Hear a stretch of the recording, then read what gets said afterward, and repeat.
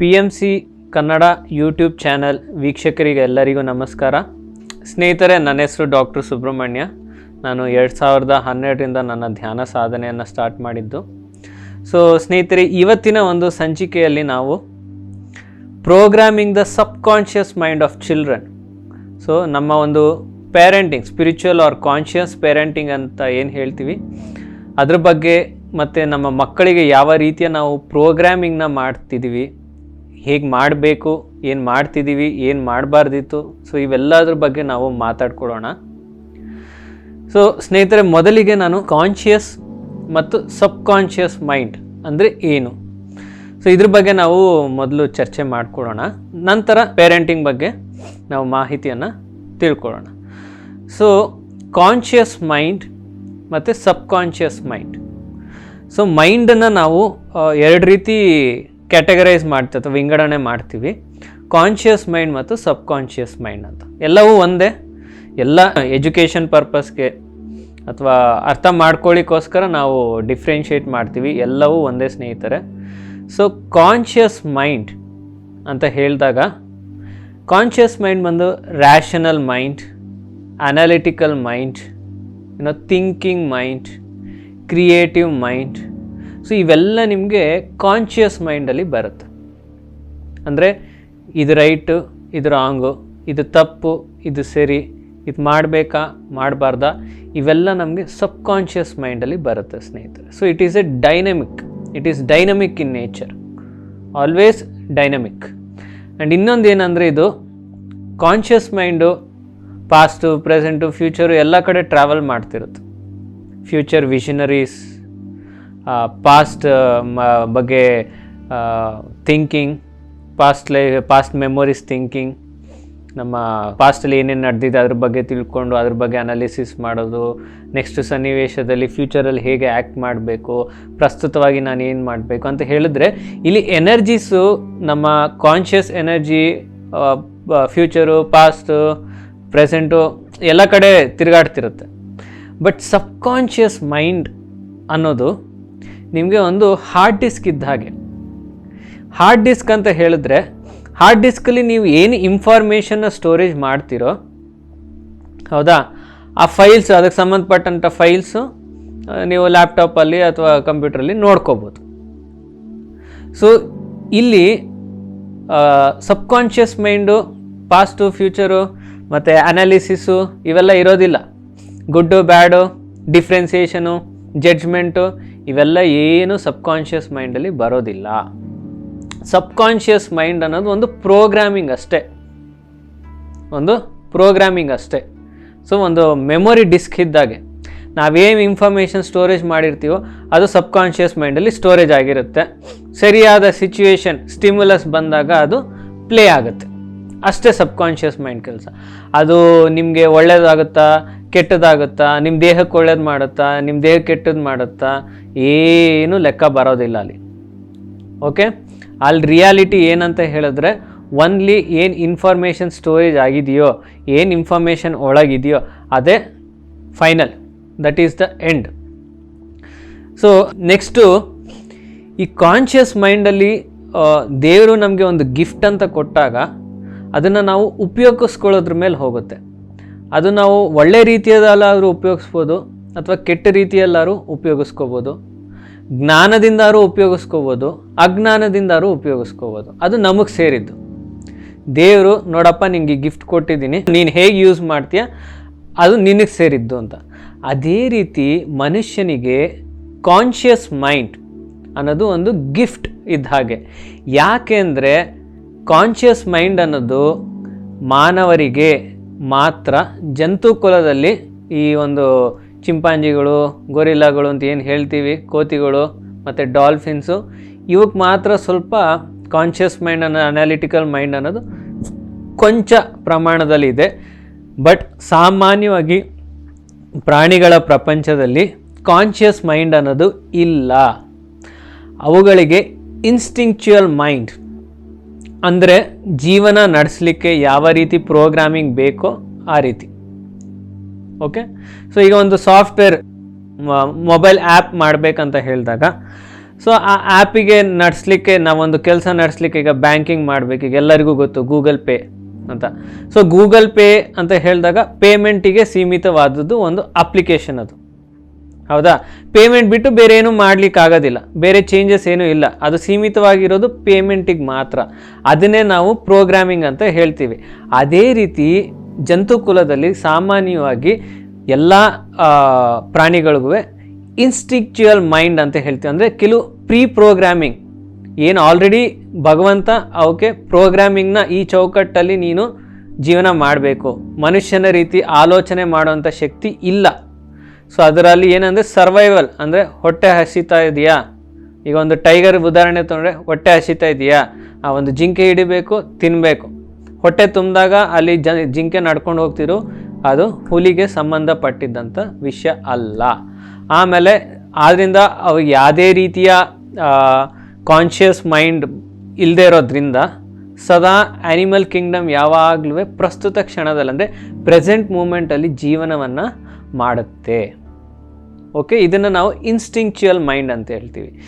ಅದೇ ರೀತಿ ಜಿಂಕೆ ತೊಗೊಂಡಾಗ, ಈಗ ಜಿಂಕೆಗೆ ಪ್ರಾಣ ಭಯ ಬಂದಾಗ, ಪ್ರಾಣಕ್ಕೆ ಅಪಘಾತ ಬಂದಾಗ, ಈಗ ಒಂದು ಹುಲಿ ಅಟ್ಟಿಸ್ಕೊಂಬರ್ತಿದ್ರೆ ಆಟೋಮೆಟಿಕ್ ಭಯ ಇವೆಲ್ಲ ಇರೋದಿಲ್ಲ. ನಾವು ಅನ್ಕೋತೀವಿ, ನಾವು ಮನುಷ್ಯರಲ್ಲಿ ಇವೆಲ್ಲ ಇರೋದ್ರಿಂದ ನಾವು ಪ್ರಾಣಿಗಳಲ್ಲೂ ಇದೆ ಅಂತ ಅನ್ಕೋತೀವಿ, ಆದರೆ ಆ ರೀತಿ ಇರೋದಿಲ್ಲ. ಅದು ಇನ್ಸ್ಟಿಂಕ್ಟ್. ದ ಮೊಮೆಂಟ್ ಒಂದು ಟೈಗರ್ ಅಟ್ಯಾಕ್ ಮಾಡ್ತಿದೆ ಅಂತಾಗ ಓಡಬೇಕು.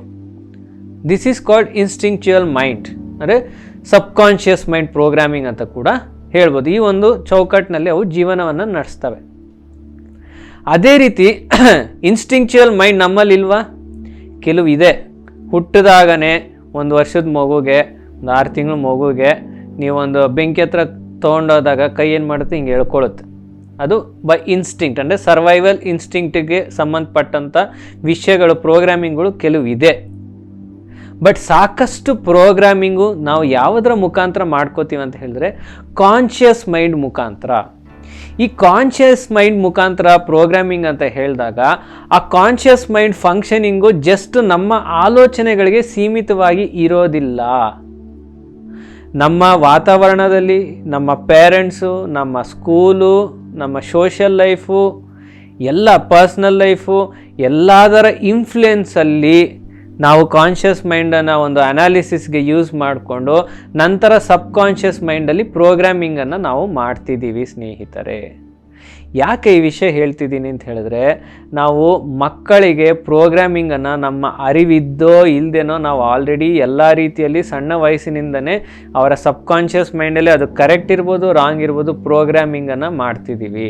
ನಮ್ಮ ಐಡಿಯಾಲಜೀಸು, ನಮ್ಮ ಐಡಿಯಲ್ಸು, ನಮ್ಮ ಥಿಂಕಿಂಗ್ ಪ್ಯಾಟರ್ನ್ ಎಲ್ಲವನ್ನು ಅವರಿಗೆ ನಾವು ಇಂಪ್ಲಿಕ್ಟ್ ಮಾಡ್ತಾ ಇದ್ದೀವಿ, ಟ್ರಾನ್ಸ್ಫರ್ ಮಾಡ್ತಾ ಇದ್ದೀವಿ. ಓಕೆನಾ ಸ್ನೇಹಿತರೆ? ಸೊ ಎಲ್ಲವನ್ನ ಇನ್ಫಾರ್ಮೇಷನ್ ಅವ್ರಿಗೆ ಟ್ರಾನ್ಸ್ಫರ್ ಮಾಡ್ತಾ ಇದ್ದೀವಿ. ಸೊ ಆದ್ದರಿಂದ ಇಲ್ಲಿ ನಾವು ಅರ್ಥ ಮಾಡ್ಕೋಬೇಕಾಗಿರೋದು ಏನಂದರೆ, ದೇವರು ನಮಗೆ ಅನಾಲಿಸಿಸ್ ಮಾಡಲಿಕ್ಕೆ, ರೈಟು ರಾಂಗ್ ಅನ್ನೋದನ್ನು ವಿಂಗಡಣೆ ಮಾಡಲಿಕ್ಕೆ ನಮಗೆ ಸಾಮರ್ಥ್ಯವನ್ನು ಕೊಟ್ಟಿದ್ದಾನೆ. ಸೊ ಅದು ಗಿಫ್ಟ್. ಬಟ್ ನಾವು ನಮ್ಮ ಸುತ್ತ ವಾತಾವರಣದ ಜನಗಳ ಮೇಲೆ ಇನ್ಫ್ಲುಯೆನ್ಸ್ ಆಗಿ, ನಮ್ಮ ಸೋಷಲ್ ಲೈಫಲ್ಲಿ ಇನ್ಫ್ಲುಯೆನ್ಸ್ ಆಗಿ, ನಮ್ಮ ಸ್ಕೂಲ್ಗಳಲ್ಲಿ ಪೇರೆಂಟ್ಸ್ ಮೇಲೆ ಇನ್ಫ್ಲುಯೆನ್ಸ್ ಆಗಿ ಆ ಒಂದು ಡಿಫ್ರೆನ್ಸಿಯೇಷನ್ನ ಕೂಡ ಮಾಡಿದೆ, ಅದನ್ನು ಅನಾಲಿಸಿಸ್ ಕೂಡ ಮಾಡಿದೆ, ಆ ಒಂದು ವಿಷಯವನ್ನು ಅರ್ಥ ಕೂಡ ಮಾಡಿಕೊಳ್ಳದೆ ನಮ್ಮ ಸಬ್ಕಾನ್ಷಿಯಸ್ ಮೈಂಡಲ್ಲಿ ಒಂದು ಮೆಮೊರಿ ರೂಪದಲ್ಲಿ ನಾವು ಸ್ಟೋರ್ ಮಾಡಿಬಿಡ್ತಿದ್ದೀವಿ. ಸೊ ಒಂದು ಉದಾಹರಣೆ ಕೊಡ್ತೀನಿ. ಸೊ ಕೆಲವ್ರು ಹೇಳ್ತಾರೆ, ಆ ಹಣ್ಣು ತಿನ್ನಬೇಡ ಕಣೋ, ಬಾಳೆಹಣ್ಣು ತಿನ್ನಬೇಡ ಕಣೋ, ಕಫ ಕಟ್ಟುತ್ತೆ, ಶೀತ, ಅದು ಬಾಳೆಹಣ್ಣು ತೊಗೊಂಡ್ರೆ ಶೀತ ಆಗುತ್ತೆ ಅಂತ ಒಂದು ಮಗುವಿಗೆ ಸಣ್ಣ ವಯಸ್ಸಿನಿಂದ ಅವ್ರ ತಾಯಿ ಹೇಳಿರ್ತಾರೆ ಅಂತ ಇಟ್ಕೊಳ್ಳೋಣ. ಸೊ ಆ ಮಗುಗೆ ಬಾಳೆಹಣ್ಣು ತೊಗೊಂಡಾಗೆಲ್ಲ ಅವರಮ್ಮ ಅದನ್ನು ಹೇಳಿ ಹೇಳಿ ಹೇಳಿ ಏನಾಗುತ್ತೆ ಅಂತ ಹೇಳಿದ್ರೆ ಸಬ್ಕಾನ್ಷಿಯಸ್ ಮೈಂಡಲ್ಲಿ ಅದು ಒಂದು ಪ್ರೋಗ್ರಾಮಿಂಗ್ ಆಗಿಬಿಡುತ್ತೆ. ಸಬ್ಕಾನ್ಷಿಯಸ್ ಮೈಂಡಲ್ಲಿ ಪ್ರೋಗ್ರಾಮಿಂಗ್ ಆದಾಗ ಒಂದು ಸ್ಟಿಮ್ಯುಲಸ್ ಬಂದಾಗ ರೆಸ್ಪಾನ್ಸು ಅದಕ್ಕೆ ತಕ್ಕಂತೆ ಇರುತ್ತೆ. ಈಗ ಬಾಳೆಹಣ್ಣೆ ಉದಾಹರಣೆನೇ ಹೇಳ್ತೀನಿ. ಈಗ ಆ ಮಗುಗೆ ತಾಯಿ ಹೇಳ್ತಾರೆ, ಬಾಳೆಹಣ್ಣು ತಿನ್ನಬೇಡ ಕಣೋ, ನೆಗಡಿ ಆಗುತ್ತೆ ನಿಮಗೆ ಅಂತ ಹೇಳಿ ಆ ಮಗು ಅದನ್ನು ಆಕ್ಸೆಪ್ಟ್ ಮಾಡಿಕೊಂಡು ಸಬ್ಕಾನ್ಷಿಯಸ್ ಮೈಂಡಲ್ಲಿ ಒಂದು ಬಿಲೀಫ್ ಸಿಸ್ಟಮ್ನ ತಾನೇ ಕ್ರಿಯೇಟ್ ಮಾಡಿಕೊಂಡು ಪ್ರಪಂಚದಲ್ಲಿ ಯಾರು ಬಾಳೆಹಣ್ಣು ತಿಂದ್ರೂ ಶೀತ ಆಗೋದಿಲ್ಲ, ಆ ಮಗು ತಿಂದರೆ ಶೀತ ಆಗುತ್ತೆ. ಯಾಕೆ? ಸಬ್ಕಾನ್ಷಿಯಸ್ ಮೈಂಡಲ್ಲಿ ಪ್ರೋಗ್ರಾಮಿಂಗ್ ಆಗಿದೆ. ಆ ಮಗು ಬಾಳೆಹಣ್ಣು ತೊಗೊಂಡಿದ್ದ ತಕ್ಷಣ ಫಸ್ಟ್ ಥಾಟ್ ಏನು ಬರುತ್ತೆ? ಓ, ಬಾಳೆಹಣ್ಣು ತಿಂದರೆ ನೆಗಡಿ ಆಗುತ್ತಲ್ಲಪ್ಪ, ಆದರೆ ಆಸೆ ಆಗ್ತಿದೆ ತಿನ್ನಬೇಕು, ಹೊಟ್ಟೆ ಹಸಿತಿದೆ ತಿನ್ನಬೇಕು. ಅವನು ತಿಂತಾನೆ, ನೆಕ್ಸ್ಟ್ ಡೇ ಇಂದಾನೆ ಅವನು ಹಾಕ್ಷಿ ಅಂತ ನೆಗಡಿ ಶುರು ಆಗುತ್ತೆ. ಆಗ ಅವ್ರ ಅಮ್ಮ ಬಂದು ಹೇಳ್ತಾರೆ, ನಾನು ಹೇಳಿಲ್ಲ ನಿನಗೆ ನೆಗಡಿ ಆಗುತ್ತೆ ಅಂತ, ನೋಡಿ ಈಗ ನೆಗಡಿ ಆಯ್ತು ನಿನಗೆ. ನೋಡಿದ್ರ ಪ್ರೋಗ್ರಾಮಿಂಗ್? ಇದನ್ನೇ ನಾವು ಸಬ್ಕಾನ್ಷಿಯಸ್ ಮೈಂಡ್ ಪ್ರೋಗ್ರಾಮಿಂಗ್ ಅಂತ ಹೇಳ್ತೀವಿ. ಅಂದರೆ ನಮ್ಮ ಪ್ರೋಗ್ರಾಮಿಂಗ್ ಏನಿದೆ ಅದು ಬಿಲೀಫ್ ಸಿಸ್ಟಮ್ ಆಗಿ ಕನ್ವರ್ಟ್ ಆಗುತ್ತೆ. ಇನ್ನು ಒಳ್ಳೆ ಉದಾಹರಣೆ ಹೇಳಬೇಕಂತ ಹೇಳಿದ್ರೆ ಇದನ್ನು ನಾವು ಸಿನಾಪ್ಟಿಕ್ ವೈರಿಂಗ್ ಅಂತ ಹೇಳ್ತೀವಿ. ಸೊ ನಮ್ಮ ಆಲೋಚನೆಗಳು ಹೇಗೆ ನಮ್ಮ ಆಲೋಚನೆಗಳು ನಮ್ಮ ಮೈಂಡಲ್ಲಿ ಉತ್ಪತ್ತಿ ಆಗ್ತಾ ಹೋಗುತ್ತೋ, ಯಾವಾಗ ಅದನ್ನು ನಾವು ಹೆಚ್ಚು ಅದ್ರ ಬಗ್ಗೆ ಗಮನವನ್ನು ಹರಿಸ್ತೀವೋ ಆವಾಗ ನಮ್ಮ ಬ್ರೈನ್ ಕಣಗಳು, ಬ್ರೈನ್ ಸೆಲ್ಸು ಸಿನಾಪ್ಸಿಸ್ ಆಗುತ್ತೆ. ಸಿನಾಪ್ಸಿಸ್ ಆಗುತ್ತೆ ಅಂತ ಹೇಳಿದ್ರೆ ಬ್ರೈನ್ ಸೆಲ್ಸು ಕನೆಕ್ಟ್ ಆಗೋದು, ಅದನ್ನು ನಾವು ಸಿನಾಪ್ಟಿಕ್ ಕನೆಕ್ಷನ್ಸ್ ಅಂತ ಹೇಳ್ತೀವಿ. ಒಂದು ಸಿನಾಪ್ಟಿಕ್ ಕನೆಕ್ಷನ್ಸ್ ಆದಾಗ, ಒಂದು ಪರ್ಟಿಕ್ಯುಲರ್ ಥಾಟ್ ಪ್ಯಾಟರ್ನ್ಗೆ ಸಿನಾಪ್ಸಿಸ್ ಆದಾಗ, ಪ್ರತಿ ಸಾರ್ತಿ ಆ ಒಂದು ಸನ್ನಿವೇಶ ಬಂದಾಗ ಆ ಒಂದು ರೆಸ್ಪಾನ್ಸ್, ಆ ಒಂದು ಸ್ಟಿಮ್ಯುಲಸ್ಗೆ ಆ ಒಂದು ಪ್ರೋಗ್ರಾಮ್ಡ್ ರೆಸ್ಪಾನ್ಸನ್ನು ನಾವು ಮಾಡ್ತಾ ಹೋಗ್ತೀವಿ. ಇನ್ನೊಂದು ಉದಾಹರಣೆ ಹೇಳ್ತೀನಿ ಸಿನಾಪ್ಟಿಕ್ ಕನೆಕ್ಷನ್ಸ್ ಹೇಗೆ ಅಂತ. ಈಗ ಒಂದು ಸ್ವಿಚ್ ಇರುತ್ತೆ, ಒಂದು ಟ್ಯೂಬ್ಲೈಟ್ ಇರುತ್ತೆ. ಟ್ಯೂಬ್ಲೈಟಿಂದ ಒಂದು ವೈರ್ ಪಾಸ್ ಆಗಿ ಒಂದು ಸ್ವಿಚ್ಗೆ ಕನೆಕ್ಟ್ ಮಾಡಿರ್ತೀವಿ, ಹೌದಾ? ಆ ಪರ್ಟಿಕ್ಯುಲರ್ ಸ್ವಿಚ್ಚನ್ನು ನಾವು ಆನ್ ಮಾಡಿದಾಗ ಆ ಪರ್ಟಿಕ್ಯುಲರ್ ಲೈಟು ಆನ್ ಆಗುತ್ತೆ. ಹೇಗೆ? ಈ ಒಂದು ಸ್ವಿಚ್ಚಿಗೂ ಆ ಒಂದು ಲೈಟಿಗೂ ಒಂದು ವೈರಿಂಗ್ ಕನೆಕ್ಟ್ ಆಗಿರುತ್ತೆ, ಒಂದು ವೈರ್ ಕನೆಕ್ಷನ್ ಕೊಟ್ಟಿರುತ್ತೆ. ಪಕ್ಕದ ಸ್ವಿಚ್ ಆನ್ ಮಾಡಿದ್ರೆ ಈ ಲೈಟ್ ಆನ್ ಆಗುತ್ತಾ? ಆಗೋದಿಲ್ಲ. ಅದ್ರ ಸ್ವಿಚ್ ಏನಿದೆ ಅದನ್ನು ಪ್ರೆಸ್ ಮಾಡಿದ್ರೇ ಲೈಟ್ ಆನ್ ಆಗೋದು. ಅದೇ ರೀತಿ ಪ್ರತಿಯೊಂದು ಥಾಟ್ ಪ್ಯಾಟರ್ನ್ಗೆ ಬ್ರೈನಲ್ಲಿ ಸಿನಾಪ್ಟಿಕ್ ಕನೆಕ್ಷನ್ಸ್ ಅನ್ನೋದು ಕ್ರಿಯೇಟ್ ಆಗಿರುತ್ತೆ. ಇದನ್ನು ನಾವು ಸಿನಾಪ್ಸಿಸ್ ಅಂತ ಹೇಳ್ತೀವಿ. ಒಂದು ಸಾರಿ ಸಿನಾಪ್ಸಿಸ್ ಆದಾಗ, ಒಂದು ಪರ್ಟಿಕ್ಯುಲರ್ ಥಾಟ್ ಪ್ಯಾಟ್ರನ್ನು ಸ್ಟಾರ್ಟ್ ಆದಾಗ, ಒಂದು ಪರ್ಟಿಕ್ಯುಲರ್ ಸಿಚುವೇಶನು ಸ್ಟಿಮ್ಯುಲಸ್ ಆದಾಗ ಅದಕ್ಕೆ ಸೀಮಿತವಾಗಿ ನಮ್ಮ ಸಬ್ಕಾನ್ಷಿಯಸ್ ಮೈಂಡಲ್ಲಿ ಏನು ಪ್ರೋಗ್ರಾಮಿಂಗ್ ಆಗಿರುತ್ತೋ ಆ ಒಂದು ರೆಸ್ಪಾನ್ಸು ಹೊರಗೆ ಬರುತ್ತೆ. ಇನ್ನೂ ಒಂದು ಉದಾಹರಣೆ ಹೇಳ್ತೀನಿ. ಅತ್ತೆ ಸೊಸೆ, ಓಕೆ ತಗೊಳ್ಳೋಣ, ಕಾಮನ್ ಕ್ಯಾರೆಕ್ಟರ್ಸ್. ಈಗ ಅತ್ತೆಗೂ ಸೊಸೆಗೂ ಆಗೋದಿಲ್ಲ, ಓಕೆ? ಎಷ್ಟು ಮಟ್ಟಿಗೆ ಆಗೋದಿಲ್ಲ ಅಂತ ಹೇಳಿದ್ರೆ, ಅತ್ತೆ ಹತ್ರ ಹೋಗಿ ಸೊಸೆ ಬಗ್ಗೆ ಮಾತಾಡಿದ್ರೆ ಅತ್ತೆಗೆ ಬರುವ ಮೊದಲನೇ ಭಾವನೆ ಕೋಪ. ಸೊಸೆ ಹತ್ರ ಬಂದು ಅತ್ತೆಯ ಬಗ್ಗೆ ಮಾತಾಡಿದಾಗ ಮೊದಲನೇ ಭಾವನೆ ಕೋಪ. ಸೊ ಏನೂ ಇಲ್ಲ, ಅಲ್ಲಿ ಅತ್ತೇನೇ ಇಲ್ಲ, ಆಯಿತಾ? ಅಲ್ಲಿ ಅತ್ತೆ ಇಲ್ಲ, ಅಲ್ಲಿ ಯಾವುದೇ ರೀತಿಯ ಸನ್ನಿವೇಶ ಇಲ್ಲ, ಜಸ್ಟ್ ಒಂದು ಮಾತು, ಅಲ್ಲಿ ರಿಯಾಲಿಟಿ ಇಲ್ಲ. ಜಸ್ಟ್ ಅವ್ರ ಬಗ್ಗೆ ಮಾಹಿತಿ ಮಾತಾಡಿದ ತಕ್ಷಣವೇ ಅಲ್ಲಿ ಕೋಪ ಅನ್ನೋ ಒಂದು ಎಮೋಷನು ರೆಸ್ಪಾಂಡ್ ಆಗ್ತಾ ಹೋಗುತ್ತೆ. ನಾನಿಂದ ಏನು ಹೇಳ್ತೀನಿ ಅಂದರೆ, ಅಲ್ಲಿ ರಿಯಾಲಿಟಿ ಅನ್ರಿಯಾಲಿಟಿ ಅನ್ನೋದು ಸಬ್ಕಾನ್ಷಿಯಸ್ ಮೈಂಡ್ಗೆ ಗೊತ್ತಿಲ್ಲ. ನೀವು ಆ ಸ್ವಿಚ್ ಹಾಕಿದ್ರೆ ಲೈಟ್ ಆನ್ ಆಗುತ್ತಷ್ಟೇ. ಯಾಕೆ ಇದನ್ನು ಹೇಳ್ತಿದ್ದೀನಿ ಅಂತ ಹೇಳಿದ್ರೆ, ನಾವು ಈ ರೀತಿಯ ಒಂದು ಒತ್ತಡ, ಆಮೇಲೆ ಕೋಪ, ಆಕ್ರೋಶ, ಆಮೇಲೆ ಸೇಡು, ಈ ರೀತಿ ಭಾವನೆಗಳು ಬೆಳೆಸ್ಕೊಂಡಾಗ ಈ ಎಲ್ಲ ನೆಗೆಟಿವ್ ಎಮೋಷನ್ಸುವೆ ಯಾವ ವ್ಯಕ್ತಿ ಬಗ್ಗೆ ನಾವು ಕಲ್ಪನೆ ಮಾಡ್ಕೋತೀವೋ ಆ ವ್ಯಕ್ತಿಗೆ ಯಾವುದೇ ರೀತಿಯ ಒಂದು ಎಫೆಕ್ಟ್ ಇರೋದಿಲ್ಲ. ಬಟ್ ನಮ್ಮ ದೇಹದ ಮೇಲೆ, ನಮ್ಮ ಬಾಡಿ ಪಾರ್ಟ್ಸ್ ಮೇಲೆ ಅದು ಎಫೆಕ್ಟ್ ಆಗ್ತಾ ಹೋಗುತ್ತೆ ಸ್ನೇಹಿತರೆ, ನೆಗೆಟಿವ್ ಎಮೋಷನ್ಸು. ಈಗ ನಾನು ಹೇಳ್ದೆ ಅತ್ತೆ ಸೊಸೆ ಬಗ್ಗೆ. ಈ ಸೊಸೆ ಹತ್ರ ಬಂದು ಯಾರೋ ಒಬ್ರು ಬಂದು ನಿಮ್ಮ ಅತ್ತೆ ನಾನು ನೋಡಿದೆ, ನಿಮ್ಮ ಅತ್ತೆ ನಾನು ಮಾತಾಡಿಸ್ದೆ ಅಂತ ಅಷ್ಟೇ ಅವ್ರು ಹೇಳಿರೋದು. ಇಲ್ಲಿ ಅತ್ತೆ ಅಂದ ತಕ್ಷಣ ಇಲ್ಲಿ ಏನಾಯಿತು? ಸ್ವಿಚ್ ಆನ್ ಆಯಿತು, ಲೈಟ್ ಆನ್ ಆಯಿತು, ಕೋಪ ಬಂತು. ಬಟ್ ರಿಯಾಲಿಟಿಯಲ್ಲಿ ಅಲ್ಲಿ ಅತ್ತೆನೇ ಇಲ್ಲ. ಬಟ್ ಈ ಭಾವನೆಗಳು ಏನು, ಒಂದು ಉದ್ವೇಗದ ಒಂದು ಭಾವನೆಗಳೇನು ಹೊರಗೆ ಬರ್ತಿದೆ ಅಲ್ಲ, ಆ ಒಂದು ಭಾವನೆಗಳು ಯಾವ ಕಾರಣಕ್ಕೆ ಬರ್ತಿದೆ? ಆ ಒಂದು ಭಾವನೆಗಳು ಕಾಣದೇ ಇರೋ ಅತ್ತೆ, ಕೇಳಿಸ್ಕೊಳ್ದೇ ಇರೋ ಅತ್ತೆ, ಇಲ್ಲದೇ ಇರೋ ಅತ್ತೆ ಏನು ಸಂಬಂಧ? ಅವ್ರಿಗೇನು ಗೊತ್ತೇ ಇಲ್ಲ ಈ ವಿಷಯ. ಬಟ್ ನಮ್ಮ ಜೀವನದಲ್ಲಿ ನಾವೇ ಸೃಷ್ಟಿ ಮಾಡ್ಕೊಂಡಿರೋ ಅಂಥ ಒಂದು ಪ್ರೋಗ್ರಾಮಿಂಗಲ್ಲಿ ಆ ಒಂದು ಕ್ಯಾರೆಕ್ಟರ್ನ ಹೆಸರು ಕೇಳಿದ ತಕ್ಷಣ ಕೋಪ ಅನ್ನೋದು ಇಲ್ಲಿ ಸ್ಟಾರ್ಟ್ ಆಗುತ್ತೆ. ಸೊ ಆ ಕೋಪ ಅನ್ನೋ ಎಮೋಷನ್, ಸೊ ಆ್ಯಂಗರ್ ಅನ್ನೋ ಎಮೋಷನು ಯಾರ ಬಾಡಿಗೆ ಅದು ಎಫೆಕ್ಟ್ ಆಗುತ್ತೆ? ನಮ್ಮ ಬಾಡಿಗೇನೆ. ನೋಡಿದ್ರೆ ಸಬ್ಕಾನ್ಷಿಯಸ್ ಮೈಂಡ್ ಪ್ರೋಗ್ರಾಮಿಂಗ್ ಹೇಗೆ ಇರುತ್ತೆ ಅಂತ. ಸಬ್ಕಾನ್ಷಿಯಸ್ ಮೈಂಡ್ಗೆ ರಿಯಾಲಿಟಿ ಅನ್ರಿಯಾಲಿಟಿ ಅನ್ನೋದು ಗೊತ್ತಿಲ್ಲ.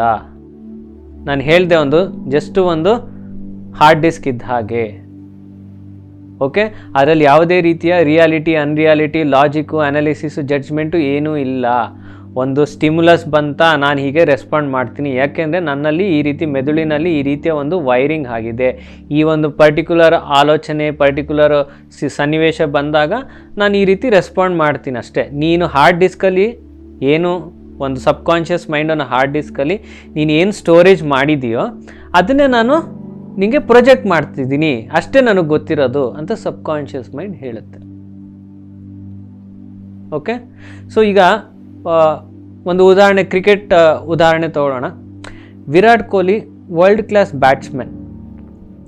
ಬ್ರೆಟ್ ಲೀ ಅಂತ ಒಬ್ಬ ವೇಗ ಬೌಲರು 150+ ಕಿಲೋಮೀಟರ್ ಸ್ಪೀಡಲ್ಲಿ ಬಂದು ಬೌಲ್ ಮಾಡಿದಾಗ ವಿರಾಟ್ ಕೊಹ್ಲಿಗೆ ರೆಸ್ಪಾಂಡ್ ಮಾಡಲಿಕ್ಕೆ ಜಸ್ಟ್ 0.1 ಮೈಕ್ರೋ ಸೆಕೆಂಡ್ಸಲ್ಲಿ ಮಾತ್ರ ಅವನಿಗೆ ಟೈಮ್ ಸಿಗುತ್ತೆ ರೆಸ್ಪಾಂಡ್ ಮಾಡಲಿಕ್ಕೆ.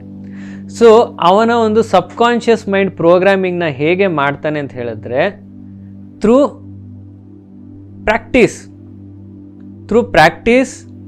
By creating A belief system. Practice ಮಾಡ್ತಾ ಮಾಡ್ತಾ ಅವನಲ್ಲಿ ಒಂದು ಬಿಲೀಫ್ ಸಿಸ್ಟಮ್ನ ಕ್ರಿಯೇಟ್ ಮಾಡ್ತಾನೆ. ಬ್ರೆಟ್ ಲೀ ಅಂತ ವರ್ಲ್ಡ್ ಕ್ಲಾಸ್ ವೇಗ ಬೌಲರು 150+ ಕಿಲೋಮೀಟರ್ ಸ್ಪೀಡಲ್ಲಿ ಬಂದು ಬಾಲ್ ಹಾಕಿದರೆ ನಾನು ಸುಲಭವಾಗಿ ಒಂದು ಕವರ್ ಡ್ರೈವ್ ಆಗಲಿ ಸ್ಟ್ರೇಟ್ ಡ್ರೈವ್ ಆಗಲಿ ಹೊಡೆದು ನಾನು ಬೌಂಡ್ರಿಯನ್ನು ಹೊಡಿತೀನಿ ಅನ್ನೋ ಒಂದು ಪ್ರೋಗ್ರಾಮಿಂಗ್ನ ಮಾಡ್ತಾನೆ. ಎಷ್ಟರ ಮಟ್ಟಿಗೆ ಪ್ರೋಗ್ರಾಮಿಂಗ್ ಆಗಿರುತ್ತೆ ಅಂತ ಹೇಳಿದ್ರೆ ಬ್ರೆಟ್ ಲೀ 160 ಕಿಲೋಮೀಟರ್ ಸ್ಪೀಡಲ್ಲಿ ಬಂದು ಬೌಲ್ ಮಾಡಿದ್ರೆ ಕಾನ್ಫಿಡೆಂಟಾಗಿ ವಿರಾಟ್ ಕೊಹ್ಲಿ ಒಂದು ಸ್ಟ್ರೇಟ್ ಡ್ರೈವನ್ನು ಹೊಡೆಯೋ ಒಂದು ಸಾಮರ್ಥ್ಯವನ್ನು ಹೊಂದಿರ್ತಾನೆ. ಇದನ್ನೇ ನಾವು power of subconscious mind, this is the power of subconscious mind programming ಅಂತ ಹೇಳ್ತೀನಿ. ಓಕೆನಾ ಸ್ನೇಹಿತರೆ? ಈಗ ಕಾನ್ಷಿಯಸ್ ಮೈಂಡು ಸಬ್ಕಾನ್ಷಿಯಸ್ ಮೈಂಡ್ ಬಗ್ಗೆ ಡಿಫ್ರೆನ್ಸಿಯೇಷನ್ ನಾವು ತಿಳ್ಕೊಂಡ್ವಿ. ನೆಕ್ಸ್ಟ್ ಬಂದು ಆಯಿತು, ಈಗ ಕೆಲವೆಲ್ಲ ರಾಂಗ್ ಐಡಿಯಾಲಜೀಸು ನನ್ನ ಸಬ್ಕಾನ್ಷಿಯಸ್ ಮೈಂಡಲ್ಲಿ ಪ್ರೋಗ್ರಾಮಿಂಗ್ ಆಗಿಬಿಟ್ಟಿದೆ, ಇದನ್ನು ಹೇಗೆ ಬದಲಾಯಿಸೋದು? ಓಕೆ, ಹೇಗೆ ಬದಲಾಯಿಸೋದು? ಇದಕ್ಕೆ ಇನ್ನೊಂದು ಉದಾಹರಣೆ ಕೊಡ್ತೀನಿ. ಸಪೋಸ್ ಈಗ ವಿರಾಟ್ ಕೊಹ್ಲಿ ಎಕ್ಸಾಂಪಲೇ ತೊಗೊಳ್ಳೋಣ.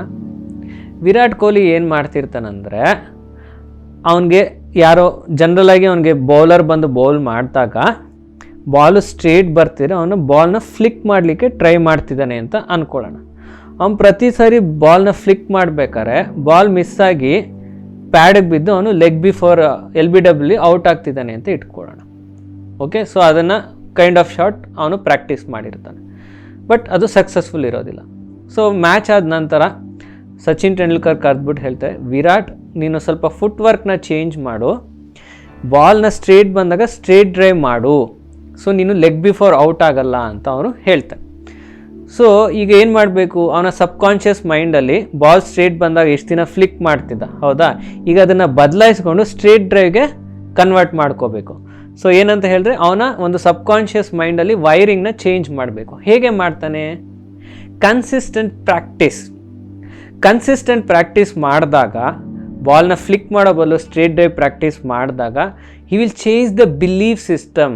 ಆ ಬಿಲೀಫ್ ಸಿಸ್ಟಮ್ ಏನಂತ ಹೇಳಿದ್ರೆ ನನಗೆ ಬಾಲ್ ಸ್ಟ್ರೇಟ್ ಬಂದಾಗ ನಾನು ಸ್ಟ್ರೇಟ್ ಡ್ರೈವ್ ಹೊಡಿಬೇಕೇ ಹೊರತು ನಾನು ಬಾಲ್ನ ಫ್ಲಿಕ್ ಮಾಡಬಾರ್ದು ಅನ್ನೋ ಒಂದು ಬಿಲೀಫ್ ಸಿಸ್ಟಮ್ನ ಚೇಂಜ್ ಮಾಡ್ಕೋತಾನೆ. ಸೊ ಇಲ್ಲಿ ಏನಾಯಿತು, ಸಬ್ಕಾನ್ಷಿಯಸ್ ಮೈಂಡಲ್ಲಿ ಕಾನ್ಷಿಯಸ್ ಮೈಂಡ್ ಉಪಯೋಗಿಸ್ಕೊಂಡು ಒಂದು ಪ್ರಾಕ್ಟೀಸ್ ಮುಖಾಂತರ ಅದನ್ನು ಅವನು ಚೇಂಜ್ ಮಾಡ್ತಾನೆ with the help of proper emotions. ಸರಿಯಾದ ಭಾವನೆಗಳು ಮತ್ತು ಪ್ರಾಕ್ಟೀಸು ಉಪಯೋಗಿಸ್ಕೊಂಡು ನಮ್ಮ ಬಿಲೀಫ್ ಸಿಸ್ಟಮ್ನ ಚೇಂಜ್ ಮಾಡಿಕೊಂಡಾಗ ಆಟೋಮೆಟಿಕ್ಕಾಗಿ ಸಬ್ಕಾನ್ಷಿಯಸ್ ಮೈಂಡಲ್ಲಿ ಪ್ರೋಗ್ರಾಮಿಂಗ್ ಅನ್ನೋದು ಚೇಂಜ್ ಆಗುತ್ತೆ. ಸೊ ಸಬ್ಕಾನ್ಷಿಯಸ್ ಮೈಂಡ್ ಅನ್ನೋದು ಉದಾಹರಣೆ ಹೇಳಬೇಕಂತ ಹೇಳಿದ್ರೆ ಒಂದು ಜೂಕ್ ಬಾಕ್ಸ್ ಇದ್ದಾಗೆ, ಒಂದು ಟೇಪ್ ರೆಕಾರ್ಡರ್ ಇದ್ದಾಗೆ. ಸೊ ಆ ಜೂಕ್ ಬಾಕ್ಸಲ್ಲಿ ನಾವು ಏನು ಸಾಂಗ್ಸನ್ನು ಹಾಕಿ ಪ್ಲೇ ಮಾಡ್ತೀವೋ ಅದೇ ಪ್ಲೇ ಆಗುತ್ತೆ. ಈಗ ನಾನು ನನ್ನ ಟೇಪ್ ರೆಕಾರ್ಡರ್ನ ಸಾಂಗ್ ಚೇಂಜ್ ಮಾಡು ಅಂತ ಬೈದರೆ ಚೇಂಜ್ ಮಾಡುತ್ತಾ? ನೋಡು ನೀನು ಚೇಂಜ್ ಮಾಡಿಲ್ಲ ನಂಗೆ ಸಿಟ್ಟು ಬರುತ್ತೆ ಅಂದರೆ ಚೇಂಜ್ ಮಾಡುತ್ತಾ? ಇಲ್ಲ ಟೇಪ್ ರೆಕಾರ್ಡ್ ತಲೆ ಮೇಲೆ ಹೊಡೆದ್ರೆ ಚೇಂಜ್ ಮಾಡುತ್ತಾ? ಇಲ್ಲ, ಯಾಕೆಂದರೆ ನಾವು ಕ್ಯಾಸೆಟ್ ಚೇಂಜ್ ಮಾಡಿಲ್ಲ, ಅಂದರೆ ಅಲ್ಲಿ ನಾವು ಪ್ರೋಗ್ರಾಮ್ನ ಚೇಂಜ್ ಮಾಡಿಲ್ಲ. ಸೊ ಸಬ್ಕಾನ್ಷಿಯಸ್ ಮೈಂಡ್ನ ನೀನು ಹಂಗಿರು ಹಿಂಗಿರು ಅಂತ ಹೇಳೋಕ್ಕಾಗೋದಿಲ್ಲ, ಅದರೊಳಗಿರೋ ಪ್ರೋಗ್ರಾಮಿಂಗ್ನ ನಾವು ಚೇಂಜ್ ಮಾಡಬೇಕು. ಸೊ ಆ ಕ್ಯಾಸೆಟನ್ನು ತೆಗೆದು ಬೇರೆ ಕ್ಯಾಸೆಟನ್ನು ಹಾಕಿದಾಗ ಅದರಲ್ಲಿ ನಮಗೆ ಬೇಕಾಗಿರೋ ಪ್ರೋಗ್ರಾಮ್ ಇದ್ದಾಗ ಆ ಪ್ರೋಗ್ರಾಮು ರನ್ ಆಗುತ್ತೆ. ಸೊ ಸಬ್ಕಾನ್ಷಿಯಸ್ ಮೈಂಡ್ ಅನ್ನೋದು ನಾವು ಬಲವಂತವಾಗಿ ಅಥವಾ ಕೋಪದಿಂದಾಗಲಿ ಬದಲಾಯಿಸೋಕ್ಕೆ ಸಾಧ್ಯ ಇಲ್ಲ. Only through practice with right emotions ನಮ್ಮ ಬಿಲೀಫ್ ಸಿಸ್ಟಮ್ನ ನಾವು ಚೇಂಜ್ ಮಾಡ್ತಾ ಹೋಗಬೇಕು ಸ್ನೇಹಿತರೆ. ಯಾವಾಗ ನಮ್ಮ ಬಿಲೀಫ್ ಸಿಸ್ಟಮ್ಸ್ ಚೇಂಜ್ ಮಾಡ್ತೀವೋ ಆಟೋಮೆಟಿಕ್ಕಾಗಿ ಪ್ರೋಗ್ರಾಮಿಂಗ್ ಕೂಡ ಚೇಂಜ್ ಆಗುತ್ತೆ. ಪ್ರೀವಿಯಸ್ ಎಕ್ಸಾಂಪಲ್ಗೆ ಹೋಗ್ತೀನಿ. ಈಗ ವೈರಿಂಗ್ ಚೇಂಜ್ ಮಾಡಿದರೆ ಪಕ್ಕ ಸ್ವಿಚ್ಚಲ್ಲಿ ಆನ್ ಆಗುತ್ತೆ. ಈ ವೈರ್ ಕನೆಕ್ಷನ್ ಈ ಸ್ವಿಚ್ಚಿಗೆ ತೆಗೆದು ಆ ಸ್ವಿಚ್ಚಿಗೆ ಹಾಕಿದಾಗ ಅಥವಾ ಬೇರೆ ಹೊಸ ಕನೆಕ್ಷನ್ನ ಕೊಟ್ಟಾಗ ಆಬ್ವಿಯಸ್ಲಿ ಆ ಲೈಟಿಗೆ ಸಂಬಂಧಪಟ್ಟಿದ್ದು ಸ್ವಿಚ್ ಆನ್ ಮಾಡಿದಾಗ ಆನ್ ಆಗುತ್ತೆ. ಅದೇ ರೀತಿ ಸಬ್ಕಾನ್ಷಿಯಸ್ ಮೈಂಡಲ್ಲೂ ನಾವು ಪ್ರೋಗ್ರಾಮಿಂಗ್ನ ಚೇಂಜ್ ಮಾಡೋದನ್ನು ಕಲಿಬೇಕು. ಬಲವಂತವಾಗಿ ಡಾಮಿನೇಷನಿಂದ ಯಾವುದೇ ರೀತಿಯ ಬದಲಾವಣೆಯನ್ನು ನಾವು ಸಬ್ಕಾನ್ಷಿಯಸಲ್ಲಿ ಮಾಡಲಿಕ್ಕೆ ಸಾಧ್ಯ ಇಲ್ಲ ಸ್ನೇಹಿತರೆ. ಸೊ ಈಗ ಸಬ್ಕಾನ್ಷಿಯಸ್ ಮೈಂಡು, ಕಾನ್ಷಿಯಸ್ ಮೈಂಡು ಮತ್ತು ಅದರ ಪ್ರೋಗ್ರಾಮಿಂಗ್ನ ಹೇಗೆ ಚೇಂಜ್ ಮಾಡೋದು ಅನ್ನೋದನ್ನು ನಾವು ತಿಳ್ಕೊಂಡ್ವಿ. ಸೊ ನಮ್ಮ ಪೇರೆಂಟ್ಸನ್ನು ಒಂದು ಬೆಳವಣಿಗೆ, ಪೇರೆಂಟ್ಸನ್ನು ಒಂದು ಥಿಂಕಿಂಗು, ಪೇರೆಂಟ್ಸ್ ಎಷ್ಟು ಇಂಪಾರ್ಟೆಂಟು ಮಕ್ಕಳ ಒಂದು ಸಬ್ಕಾನ್ಷಿಯಸ್ ಮೈಂಡ್ ಪ್ರೋಗ್ರಾಮಿಂಗಲ್ಲಿ ಅನ್ನೋದನ್ನು ನಾವು ಇವಾಗ ತಿಳ್ಕೊಳ್ಳೋಣ. ಸೊ ಬೇಸಿಕಲಿ ಪೇರೆಂಟಿಂಗ್ ಅನ್ನೋದು ಯಾವಾಗ ಸ್ಟಾರ್ಟ್ ಆಗುತ್ತೆ? Even before conception, even before physical intimacy. So ಒಂದು ಹೆಣ್ಣು ಗಂಡು ಸೇರೋದಕ್ಕಿಂತ ಮುಂಚೆನೇ ನಮ್ಮ ಒಂದು ಪೇರೆಂಟಿಂಗ್ ಅನ್ನೋದು ಆ ಟೈಮಿಂದನೇ ಸ್ಟಾರ್ಟ್ ಆಗುತ್ತೆ. Okay, so parenting during or before conception, parenting during pregnancy, parenting post pregnancy, ಇಷ್ಟವನ್ನು ಇವತ್ತು ನಾವು ಡಿಸ್ಕಸ್ ಮಾಡೋಣ. So before conception or during conception ಅಂತ ಹೇಳಿದಾಗ ನಾವು ಆತ್ಮವಿಜ್ಞಾನದಲ್ಲಿ ಸಂಶೋಧನೆ ಮಾಡಿದಾಗ ಬರ್ತ್ ತೊಗೊಳಕ್ಕಿಂತ ಮುಂಚೆನೇ ಆಲ್ರೆಡಿ ಅಲ್ಲಿ ಆತ್ಮ ಪೇರೆಂಟ್ಸನ್ನು, ಎನ್ವಿರಾನ್ಮೆಂಟನ್ನು ಎಲ್ಲವನ್ನು ಸ್ಟಡಿ ಮಾಡಿ, ಎಲ್ಲವನ್ನು ನೋಡ್ಕೊಂಡು ಅವರ ಲೈಫ್ ಡಿಸೈನಿಗೆ ಈ ಒಂದು ಫ್ಯಾಮಿಲಿ ಹೊಂದಾಣಿಕೆ ಆಗುತ್ತಾ, ನನ್ನ ಲೈಫ್ ಪರ್ಪಸ್ಸು, ನಾನು ಜೀವನದಲ್ಲಿ ಕಲಿಬೇಕಾಗಿರೋ ಪಾಠಗಳನ್ನ ನಾನು ಕಲಿಬಹುದಾ, ಅದಕ್ಕೆಲ್ಲ ಸೀಮಿತವಾದಂಥ ವಾತಾವರಣ ಈ ಒಂದು ಫ್ಯಾಮಿಲಿಯಲ್ಲಾಗಲಿ ಈ ಒಂದು ಮನೆಯಲ್ಲಿ ಇದೆಯಾ ಅನ್ನೋದು ಅರ್ಥ ಮಾಡಿಕೊಂಡು ಎಲ್ಲ ಅನಾಲಿಸಿಸ್ ಮಾಡೇ ಒಂದು ಆತ್ಮ ಎಂಟ್ರಾಗೋದು. ಫಸ್ಟ್ ಥಿಂಗ್, ಯಾವ ರೀತಿ ಆತ್ಮಗಳು ಎಂಟ್ರಾಗುತ್ತೆ ತಾಯಿಯ ಗರ್ಭದಲ್ಲಿ ಅಂತ ಹೇಳಿದ್ರೆ, ನಿಮ್ಮ ಎನರ್ಜಿ ಲೆವೆಲ್ ಕನ್ಸೆಪ್ಷನ್ ಟೈಮಿಂದ ಏನಿದೆ. ಓಕೆ, ನಿಮ್ಮ ಕನ್ಸೆಪ್ಷನಲ್ಲಿ ಒಂದು ಪರಸ್ಪರ ಈಕ್ವಲ್ ಪ್ರಾಮುಖ್ಯತೆಯನ್ನು ಪಾರ್ಟ್ನರ್ಸ್ ಕೊಡ್ತಿದ್ದಾರಾ, ಒಬ್ರೊಬ್ಬರನ್ನ ರೆಸ್ಪೆಕ್ಟ್ ಮಾಡ್ತಿದ್ದಾರಾ ಫಿಸಿಕಲ್ ಇಂಟಿಮೆಸಿ ಟೈಮಲ್ಲಿ, ಅಲ್ಲಿ ಅವರ ಒಂದು ಫಿಸಿಕಲ್ ಇಂಟಿಮೆಸಿಯಲ್ಲಿ ಲವ್ ಅನ್ನೋದು ಇದೆಯಾ, ಹೇಟ್ರೇಡ್ ಅನ್ನೋದು ಇದೆಯಾ, ಬಲವಂತ ಇದೆಯಾ, ಇವೆಲ್ಲವೂ ತುಂಬ ದೊಡ್ಡ ಪ್ರಮಾಣದಲ್ಲಿ ಮಗುವಿನ ಮೇಲೆ ಪರಿಣಾಮ ಬೀರುತ್ತೆ ಸ್ನೇಹಿತರೆ. ಈವನ್ ಕನ್ಸೆಪ್ಷನ್ ಅನ್ನೋದು ಇಂಪಾರ್ಟೆಂಟ್. ಅದು ಲವ್, ಔಟ್ ಆಫ್ ಲವ್ ಆಗಿದೆಯಾ, ಔಟ್ ಆಫ್ ಹೇಟ್ರೇಡ್ ಆಗಿದೆಯಾ, ಫೋರ್ಸ್ಫುಲ್ಲಿ ಆಗಿದೆಯಾ, ಇವೆಲ್ಲ ತುಂಬ ತುಂಬ ಇಂಪಾರ್ಟೆಂಟ್. ಓಕೆ, ನಾವು ಲೋ ಎನರ್ಜಿಲಿದ್ದಾಗ ಲೋ ಲೆವೆಲ್ ಎನರ್ಜಿ ಸೋಲ್ಸೇ ತಾಯಿ ಗರ್ಭದಲ್ಲಿ ಎಂಟ್ರಾಗೋದು. ಹೈ ಎನರ್ಜಿ ಲೆವೆಲಲ್ಲಿ ಇದ್ದಾಗ ಹೈ ಎನರ್ಜಿ ಸೋಲ್ಸೇ ಎಂಟ್ರಾಗೋದು. ಏಕೆಂದರೆ ಇಲ್ಲಿ ಪರ್ಪಸ್ಸು ಮತ್ತು ಲೆಸನ್ಸು ಎಲ್ಲ ಬದಲಾಗ್ತಾ ಹೋಗುತ್ತೆ. ಓಕೆ, ಸೊ ಆದ್ದರಿಂದನೇ ನಾವೇನು ಹೇಳ್ತೀವಿ ಅಂದರೆ, ಫಿಸಿಕಲ್ ಇಂಟಿಮೆಸಿ ಮಾಡಿಕೊಂಡಾಗ, ಒಂದು ಗಂಡು ಹೆಣ್ಣು ಸೇರಿದಾಗ ಪ್ರೇಮ ತತ್ವದಿಂದ ಪರಸ್ಪರ ರೆಸ್ಪೆಕ್ಟ್, ಒಬ್ರಿಗೊಬ್ಬರು ರೆಸ್ಪೆಕ್ಟನ್ನು ಕೊಟ್ಟು ಒಬ್ಬರೊಬ್ಬರನ್ನ ಪ್ರೀತಿಯನ್ನು ಮಾಡ್ತಾ ನಾವು ಫಿಸಿಕಲ್ ಇಂಟಿಮೆಸಿಯನ್ನು ಮಾಡಬೇಕು. ಯಾವ ರೀತಿ ಮಾಡಬೇಕಂದ್ರೆ, ಒಂದು ಸೆಲೆಬ್ರೇಷನ್ ರೀತಿ, ಒಂದು ಪರಮಾತ್ಮವನ್ನು ನಾನು ಆಹ್ವಾನ ಮಾಡ್ತಿದ್ದೀನಿ ಅನ್ನೋ ಒಂದು ಮನಸ್ಥಿತಿಲಿ ನಾವು ಸೇರಬೇಕು. ನೋಡೋದು ಆ ವ್ಯತ್ಯಾಸ ಎಷ್ಟು ಇಂಪಾರ್ಟೆಂಟು ಪೇರೆಂಟಿಂಗ್ ಅನ್ನೋದು. ಸೊ ಪೇರೆಂಟಿಂಗ್ ಅನ್ನೋದು ಅಲ್ಲಿನೇ ಸ್ಟಾರ್ಟ್ ಆಗಿಬಿಡುತ್ತೆ. ಆಮೇಲೆ ಇನ್ನೊಂದು ಏನಂದರೆ, ಕೆಲವು ಸಾರಿ ಆಕ್ಸಿಡೆಂಟಲ್ ಪ್ರೆಗ್ನೆನ್ಸಿ ಅಂದರೆ ಮದರ್ ರೆಡಿ ಇರೋದಿಲ್ಲ. ಮದರ್ ರೆಡಿ ಇಲ್ಲದೆ ಇರೋದ್ರಿಂದ ಬೇಬಿ ಏನೊಂದು ಆತ್ಮ ಬರಬೇಕಂತ ಅಂದ್ಕೊಂಡಿರ್ತಾರೆ, ಅವ್ರಿಗೆ ಬಾಧೆ ಅನಿಸುತ್ತೆ. ಏನು ಇನ್ನೂ ಭೂಮಿ ಮೇಲೆ ಬಂದಿಲ್ಲ, ಆಗಲೇ ನನ್ನ ತಿರಸ್ಕಾರ ಮಾಡ್ತಿದ್ದಾರೆ. ಆಮೇಲೆ ಜೆಂಡರ್ ವಿಂಗಡಣೆ ಮಾಡೋದು, ಸೊ ಇವೆಲ್ಲ ಮಾಡಬಾರ್ದು. ನಾವು ಯಾರಿಗೆ ಯಾವ ಮಗು ಆಗಬೇಕೋ ಆಗುತ್ತೆ, ಯಾರಿಗೆ ಯಾವಾಗ ಮಗು ಆಗಬೇಕೋ ಆಗುತ್ತೆ. ನಾವು ಯಾವಾಗಲೂ ವೆಲ್ಕಮ್ ಮಾಡಬೇಕು. ಈಗ ನಿಮ್ಮ ಮನೆಗೆ ಯಾರೋ ಗೆಸ್ಟ್ ಬರ್ತಾರೆ, ಯಾರೋ ಗೆಸ್ಟ್ ಬಂದಾಗ ನೀವು ಹೇಗೆ ರಿಸೀವ್ ಮಾಡ್ತೀರಿ? ಓ ನಮಸ್ಕಾರ, ಪ್ಲೀಸ್ ಬನ್ನಿ ಬನ್ನಿ ಬನ್ನಿ ಕೂತ್ಕೊಳ್ಳಿ, ಕಾಫಿ ಕುಡಿತೀರಾ, ಊಟ ಮಾಡ್ತೀರಾ.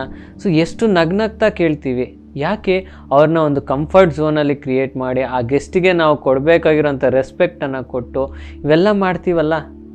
ಸೊ ಅದೇ ರೀತಿ ಬೇರೆ ಲೋಕದಿಂದ ಒಂದು ಮಗು ಭೂಮಿ ಮೇಲೆ ನಿಮ್ಮನ್ನೇ ನಂಬ್ಕೊಂಡು ಜೀವನವನ್ನು ಮಾಡ್ತೀನಿ ಅಂತ ಬಂದಾಗ ನೀವು ತಿರಸ್ಕಾರ ಮಾಡೋದ್ರಲ್ಲಿ ಎಷ್ಟು ಮಟ್ಟಿಗೆ ಅದು ಜಸ್ಟಿಫಿಕೇಷನ್ ಆಗುತ್ತೆ ಹೇಳಿ ಸ್ನೇಹಿತರೆ. ಸೊ ಆಕ್ಸಿಡೆಂಟಲ್ ಪ್ರೆಗ್ನೆನ್ಸಿ ಆದಾಗ ಫಸ್ಟ್ ಥಿಂಗ್ ನಾನು ಹೇಳೋದು, ಮಕ್ಕಳಾಗದೆ ಎಷ್ಟು ಜನ ಪರದಾಡ್ತಿದ್ದಾರೆ. ಒಂದು ವೇಳೆ ನಿಮಗೆ ಆಕ್ಸಿಡೆಂಟಲ್ ಪ್ರೆಗ್ನೆನ್ಸಿ ಆಗಿದ್ದರೆ ನೀವು ಪ್ರಿಪೇರ್ಡ್ ಇಲ್ಲ ಅಂತ ಹೇಳಿದ್ರೆ ಆ ಸಿಚುವೇಶನ್ನ ಆಕ್ಸೆಪ್ಟ್ ಮಾಡಿ, ಆ ಮಗುವಿಗೆ ಲವ್ ಅನ್ನೋ ಒಂದು ನರಿಷ್ಮೆಂಟ್ನ ಕೊಡಿ. ದಯವಿಟ್ಟು ತಿರಸ್ಕಾರವನ್ನು ಮಾಡಬೇಡಿ. ಕೋಪದಿಂದ, ಫ್ರಸ್ಟ್ರೇಷನಿಂದ ಪ್ರೆಗ್ನೆನ್ಸಿಯನ್ನು ಕಳಿಬೇಡಿ. ತಾಯಿ ತಂದೆ ಅಷ್ಟೇ ಅಲ್ಲ, ಈವನ್ ಫ್ಯಾಮಿಲಿ ಎನ್ವಿರಾನ್ಮೆಂಟ್ ಕೂಡ ಬಹಳ ಮುಖ್ಯ. ಯಾರು ಪ್ರೆಗ್ನೆಂಟ್ ಲೇಡಿ ಇದ್ದಾರೋ ಅವರು ಅತ್ತೆ ಮನೇಲಿರಲಿ ಅಥವಾ ತಾಯಿ ಮನೇಲಿರಲಿ, ಎಲ್ಲರೂ ಕೂಡ ಅವರಿಗೆ ಸಪೋರ್ಟನ್ನು ಮಾಡಬೇಕು, ಅವ್ರಿಗೆ ರೆಸ್ಪೆಕ್ಟ್ ಮಾಡಬೇಕು. ಬರೋ ಒಂದು ಆತ್ಮಕ್ಕೆ ಕೂಡ ಅವರು ವೆಲ್ಕಮ್ ಮಾಡ್ತಾ, ರೆಸ್ಪೆಕ್ಟ್ ಮಾಡ್ತಾ, ಒಂದು ಸೆಲೆಬ್ರೇಷನ್ ಈ ರೀತಿ ಅವರು ಪ್ರೆಗ್ನೆನ್ಸಿಯನ್ನು ನಡೆಸಬೇಕು ಸ್ನೇಹಿತರೆ. ಬರುವ ಆತ್ಮ ಬಹಳ ಸಂತೋಷದಿಂದ, ಆನಂದದಿಂದ ಅವರು ಹೊರಗೆ ಬರ್ತಾರೆ. ಓಕೆ, ಸೊ ಇಲ್ಲಿ ಸಾಕಷ್ಟು ರಿಸರ್ಚ್ಗಳು ಕೂಡ ನಿಮಗೆ ನಾನು ಕೋಟ್ ಮಾಡ್ತಿದ್ದೀನಿ, ನೋಟ್ ಮಾಡ್ಕೊಂಡು ಬಂದಿದ್ದೀನಿ. State of mind and emotion of parents has major impact on genetic expression on the child which determines the mental and body state. So ಸುರಾಯ್ 2001 ಒಂದು ರಿಸರ್ಚ್ ಮಾಡಿದ್ದಾರೆ. ಅವ್ರು ಏನು ಹೇಳ್ತಿದ್ದಾರೆ ಅಂದರೆ, ತಾಯಿ ತಂದೆ ಕುಟುಂಬದ ಸದಸ್ಯರ ಮನಸ್ಥಿತಿ ಏನಿದೆ, ಆ ಮನಸ್ಥಿತಿ ಮಕ್ಕಳ ಬೆಳವಣಿಗೆ, ಅದು ಶಾರೀರಿಕ ಬೆಳವಣಿಗೆ ಆಗಿರ್ಬೋದು, ಮಾನಸಿಕ ಬೆಳವಣಿಗೆ ಆಗಿರ್ಬೋದು, ಅವೆರಡರ ಮೇಲುವೆ ಪರಿಣಾಮ ಬೀರುತ್ತೆ ಅಂತ ಅವ್ರು ಹೇಳ್ತಿದ್ದಾರೆ. ಸೊ ಕನ್ಸೆಪ್ಷನ್ ಟೈಮಲ್ಲಿ, ಕನ್ಸೆಪ್ಷನ್ಗಿಂತ ಮುಂಚೆ ಮತ್ತು ಕನ್ಸೆಪ್ಷನ್ ಟೈಮಲ್ಲಿ ನಮ್ಮ ಮನಸ್ಥಿತಿ ಹೇಗಿರುತ್ತೋ, ಅಥವಾ ಪ್ರೆಗ್ನೆಂಟ್ ಪಾಸಿಟಿವ್ ಅಂತ ಬಂದಾಗ ನಮ್ಮ ಮನಸ್ಥಿತಿ ಹೇಗಿರುತ್ತೋ ಆ ಒಂದು ಮನಸ್ಥಿತಿ ಮಕ್ಕಳ ಮೇಲೆ ಪರಿಣಾಮ ಬೀರುತ್ತೆ. ನಾವೇನು ಅನ್ಕೋತೀವಿ, ಕರೆಕ್ಟಾದ ಆಹಾರ ತೊಗೊಂಡ್ರೆ ಸಾಕು ಅಂತ. ಕರೆಕ್ಟ್ ಆಹಾರ ತೊಗೊಳ್ಳೋದು ಕರೆಕ್ಟು, ನಿಜ. ಬಟ್ ಅದೇ ರೀತಿ ನಮ್ಮ ಮಾನಸಿಕ ಸ್ಥಿತಿ, ನಮ್ಮ ಭಾವನೆಗಳ ಸ್ಥಿತಿ ಕೂಡ ಅಷ್ಟೇ ಮುಖ್ಯ ಸ್ನೇಹಿತರೆ. ಸೊ ಪೇರೆಂಟಿಂಗ್ ಅನ್ನೋದು ಡ್ಯೂರಿಂಗ್ ಆರ್ ಬಿಫೋರ್ ಕನ್ಸೆಪ್ಷನ್ನೇ ಸ್ಟಾರ್ಟ್ ಆಗುತ್ತೆ. ಸೊ ಇದನ್ನು ಎಲ್ಲರೂ ಮೈಂಡಲ್ಲಿ ಇಟ್ಕೊಳ್ಳಿ. Next parenting during pregnancy. Okay, pregnant ಆಗಿದ್ದಾರೆ. ಪ್ರೆಗ್ನೆಂಟ್ ಆದಾಗ ಎಲ್ಲರಿಗೂ ಗೊತ್ತು ಸಾಕಷ್ಟು ಸಿಮ್ಟಮ್ಸ್ ಬರುತ್ತೆ. ಸೊ ಯಾವ ರೀತಿ ಸಿಮ್ಟಮ್ಸು? ವಾಮಿಟಿಂಗ್ ಸೆನ್ಸೇಷನ್ಸು, ಸುಸ್ತಾಗೋದು. ಸೊ ಈ ಕೆಲವೆಲ್ಲ ಹಾರ್ಮೋನಲ್ ಚೇಂಜಸ್ ಇದ್ದಾಗ ಸಾಮಾನ್ಯವಾಗಿ ತಾಯಿ ಅನುಭವಿಸೋಂಥ ಕೆಲವು ಸಮಸ್ಯೆಗಳು. ಸೊ ಇದನ್ನು ತಾಯಿ ಹೇಗೆ ರೆಸ್ಪಾಂಡ್ ಆಗಬೇಕು? ರಿಯಾಕ್ಟ್ ಮಾಡಬಾರ್ದು, ಕೋಪ ಮಾಡ್ಕೋಬಾರ್ದು, ಫ್ರಸ್ಟ್ರೇಟ್ ಆಗಬಾರ್ದು. ಏನು ದರಿದ್ರನಪ್ಪ ಈ ಪ್ರೆಗ್ನೆನ್ಸಿಲಿ, ಬರೀ ವಾಂತಿ, ಬರೀ ಸುಸ್ತು. ನೋ, ಆ ಒಂದು ಚೇಂಜಸನ್ನು ಅಬ್ಸರ್ವ್ ಮಾಡಿ, ಎಂಜಾಯ್ ಮಾಡಿ, ಆಕ್ಸೆಪ್ಟ್ ಮಾಡಿ. ನನ್ನ ದೇಹದಲ್ಲಿ ಇನ್ನೊಂದು ಆತ್ಮ ಬಂದು ಸೇರ್ತಿದೆ, ನನ್ನ ಜೀವ ಬಂದು ಸೇರ್ತಿದೆ, ನಾನು ಸಂತೋಷವಾಗಿರಬೇಕು. ನನ್ನ ದೇಹದಲ್ಲಿ ಯಾವುದೇ ರೀತಿಯ ರಾಸಾಯನಿಕ ಬದಲಾವಣೆಗಳಾಗಲಿ, ಹಾರ್ಮೋನಲ್ ಚೇಂಜಸ್ ಆಗಲಿ, ಬಟ್ ನಾನು ಅದನ್ನು ಆಕ್ಸೆಪ್ಟ್ ಮಾಡ್ತೀನಿ. ಏಕೆಂದರೆ ನನ್ನ ಮಗು ಬರ್ತಿರುವ ಒಂದು ಸೂಚನೆ ಇದು, ನಾನು ಇದನ್ನು ಎಂಜಾಯ್ ಮಾಡ್ತೀನಿ ಅಂತ ಮನಸ್ಥಿತಿಯನ್ನು ಬದಲಾಯಿಸ್ಕೋಬೇಕು, ಶುದ್ಧೀಕರಣ ಮಾಡ್ಕೋಬೇಕು. ಸೊ ಆಟೋಮೆಟಿಕ್ಕಾಗಿ ಸಿಮ್ಟಮ್ಸು ಕಮ್ಮಿ ಆಗುತ್ತೆ, ಒಳಗೆ ಇರೋಂಥ ಬೇಬಿ ಕೂಡ ಸಂತೋಷ ಪಡುತ್ತೆ. ಓ, ನಾನು ಸ್ವಲ್ಪ ತೊಂದರೆ ಆಗ್ತಿರೋ ನನ್ನಿಂದ ನಮ್ಮಮ್ಮ ಎಷ್ಟು ಖುಷಿಯಾಗಿದ್ದಾರೆ, ಅಬ್ಬಾ ನಮ್ಮಮ್ಮ ಅಂದರೆ ನಂಗೆ ತುಂಬ ಇಷ್ಟ. ನೋಡಿದ್ರೆ ಕನೆಕ್ಷನ್ ಅಲ್ಲೇ ಸ್ಟಾರ್ಟ್ ಆಗೋಯ್ತು. ನೆಕ್ಸ್ಟ್ ಇನ್ನೊಂದು ಏನಂತ ಹೇಳಿದ್ರೆ, ನಾವು ಅನ್ಕೋತೀವಿ ಪ್ರೆಗ್ನೆನ್ಸಿಲಿ ಮಕ್ಕಳು ಏನು ಕೇಳಿಸ್ಕೊಳ್ಳೋದಿಲ್ಲ, ಅವ್ರಿಗೇನು ಅರ್ಥ ಆಗಲ್ಲ ಅಂತ. ಆ್ಯಕ್ಚುಲಿ ಮಕ್ಕಳಿಗೆ ಗರ್ಭದಲ್ಲಿ ಇರಬೇಕಾದ್ರೆ ಎಲ್ಲ ಕೇಳಿಸುತ್ತೆ. ಇದು ಮೆಮೊರಿಯಲ್ಲಿ ಕೂಡ ಸ್ಟೋರ್ ಆಗುತ್ತೆ. ಇದನ್ನು ಸೈಂಟಿಸ್ಟ್ಗಳು ಇಂಪ್ಲಿಸಿಟ್ ಮೆಮೊರಿ ಅಂತ ಹೇಳ್ತಾರೆ. ಇಂಪ್ಲಿಸಿಟ್ ಮೆಮೊರಿ ಅಂತ ಹೇಳಿದಾಗ ಪ್ರೆಗ್ನೆನ್ಸಿ ಟೈಮಲ್ಲಿ ತಾಯಿ ತಂದೆಗಳು ಏನೇನು ಮಾತಾಡ್ಕೋತಾರೆ, ತಾಯಿಯ ಭಾವನೆಗಳು, ತಾಯಿಯ ಮತ್ತು ಆಲೋಚನೆಗಳು ಏನೇನಿದೆ ಎಲ್ಲವೂ ಮಗುವಿಗೆ ಟ್ರಾನ್ಸ್ಫರ್ ಆಗ್ತಾ ಹೋಗುತ್ತೆ, ಮಗುವಿನ ಮೆಮೊರಿಗೆ ಟ್ರಾನ್ಸ್ಫರ್ ಆಗ್ತಾ ಹೋಗುತ್ತೆ. ಇದನ್ನು ನಾವು ಇಂಪ್ಲಿಸಿಟ್ ಮೆಮೊರಿ ಅಂತ ಹೇಳ್ತೀವಿ. ಸೊ ನಾವು ಹೇಳ್ತೀವಿ ಅವಕ್ಕೇನು ಅರ್ಥ ಆಗಲ್ಲ, ಕೆಲವ್ರು ಹೇಳ್ತಾರೆ ಬ್ರೈನ್ ಇನ್ನೂ ಡೆವಲಪ್ ಆಗಿರಲ್ಲ.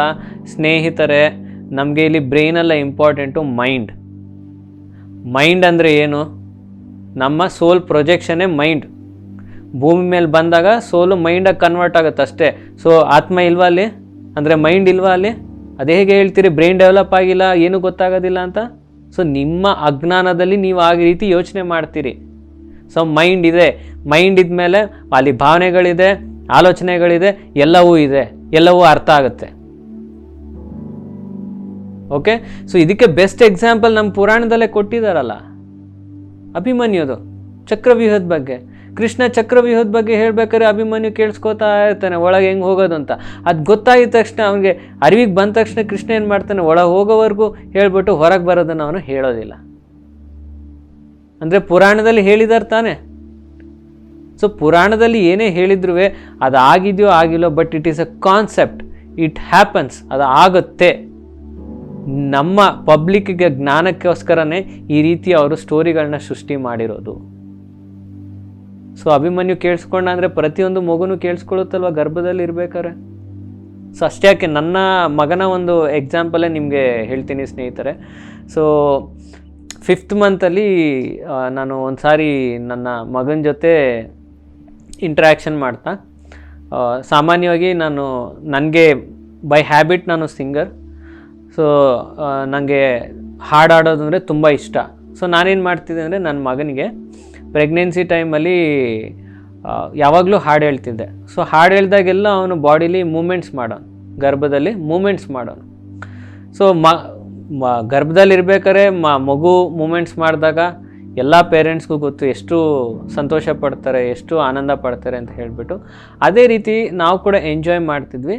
ಸೊ ನಾನು ಡೈಲಿ ಮಾತಾಡಿಸ್ತಿದ್ದೆ. ಆ್ಯಂಡ್ ಅನದರ್ ಇಂಪಾರ್ಟೆಂಟ್ ಥಿಂಗ್, ಯಾವಾಗಲೂ ನೀವು ಮಗುವಿನ ಮಾತಾಡಿಸ್ಬೇಕು. ಡಿಫ್ರೆನ್ಸ್ ಇಷ್ಟೇ, ಡೆಲಿವರಿ ಆದಮೇಲೆ ಮಗು ಹೊರಗಿರುತ್ತೆ, ಡೆಲಿವರಿಗೆ ಮುಂಚೆ ಒಳಗಿರುತ್ತೆ, ಎಲ್ಲ ಸೇಮ್.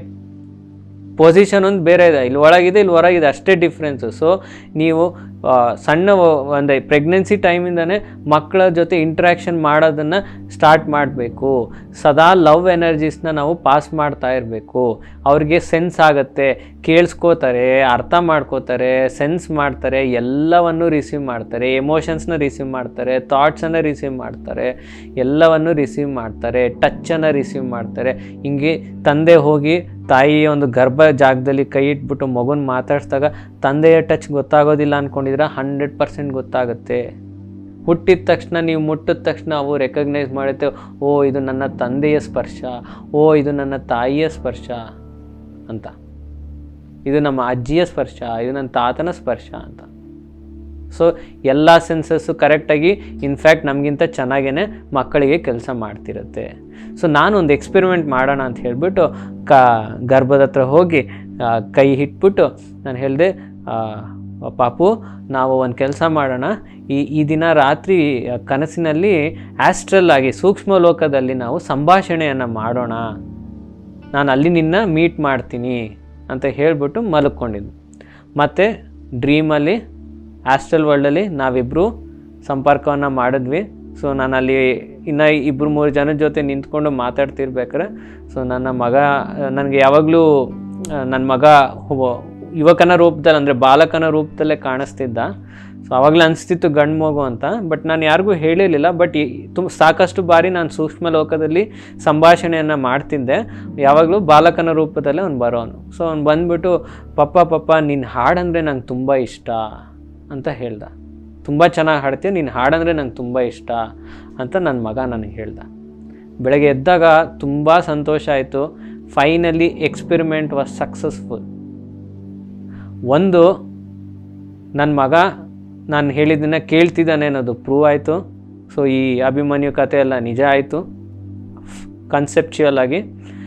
ನೆಕ್ಸ್ಟ್ ಥಿಂಗ್, ನಾವೆಲ್ಲ ಆತ್ಮ ಸ್ವರೂಪಗಳೇ.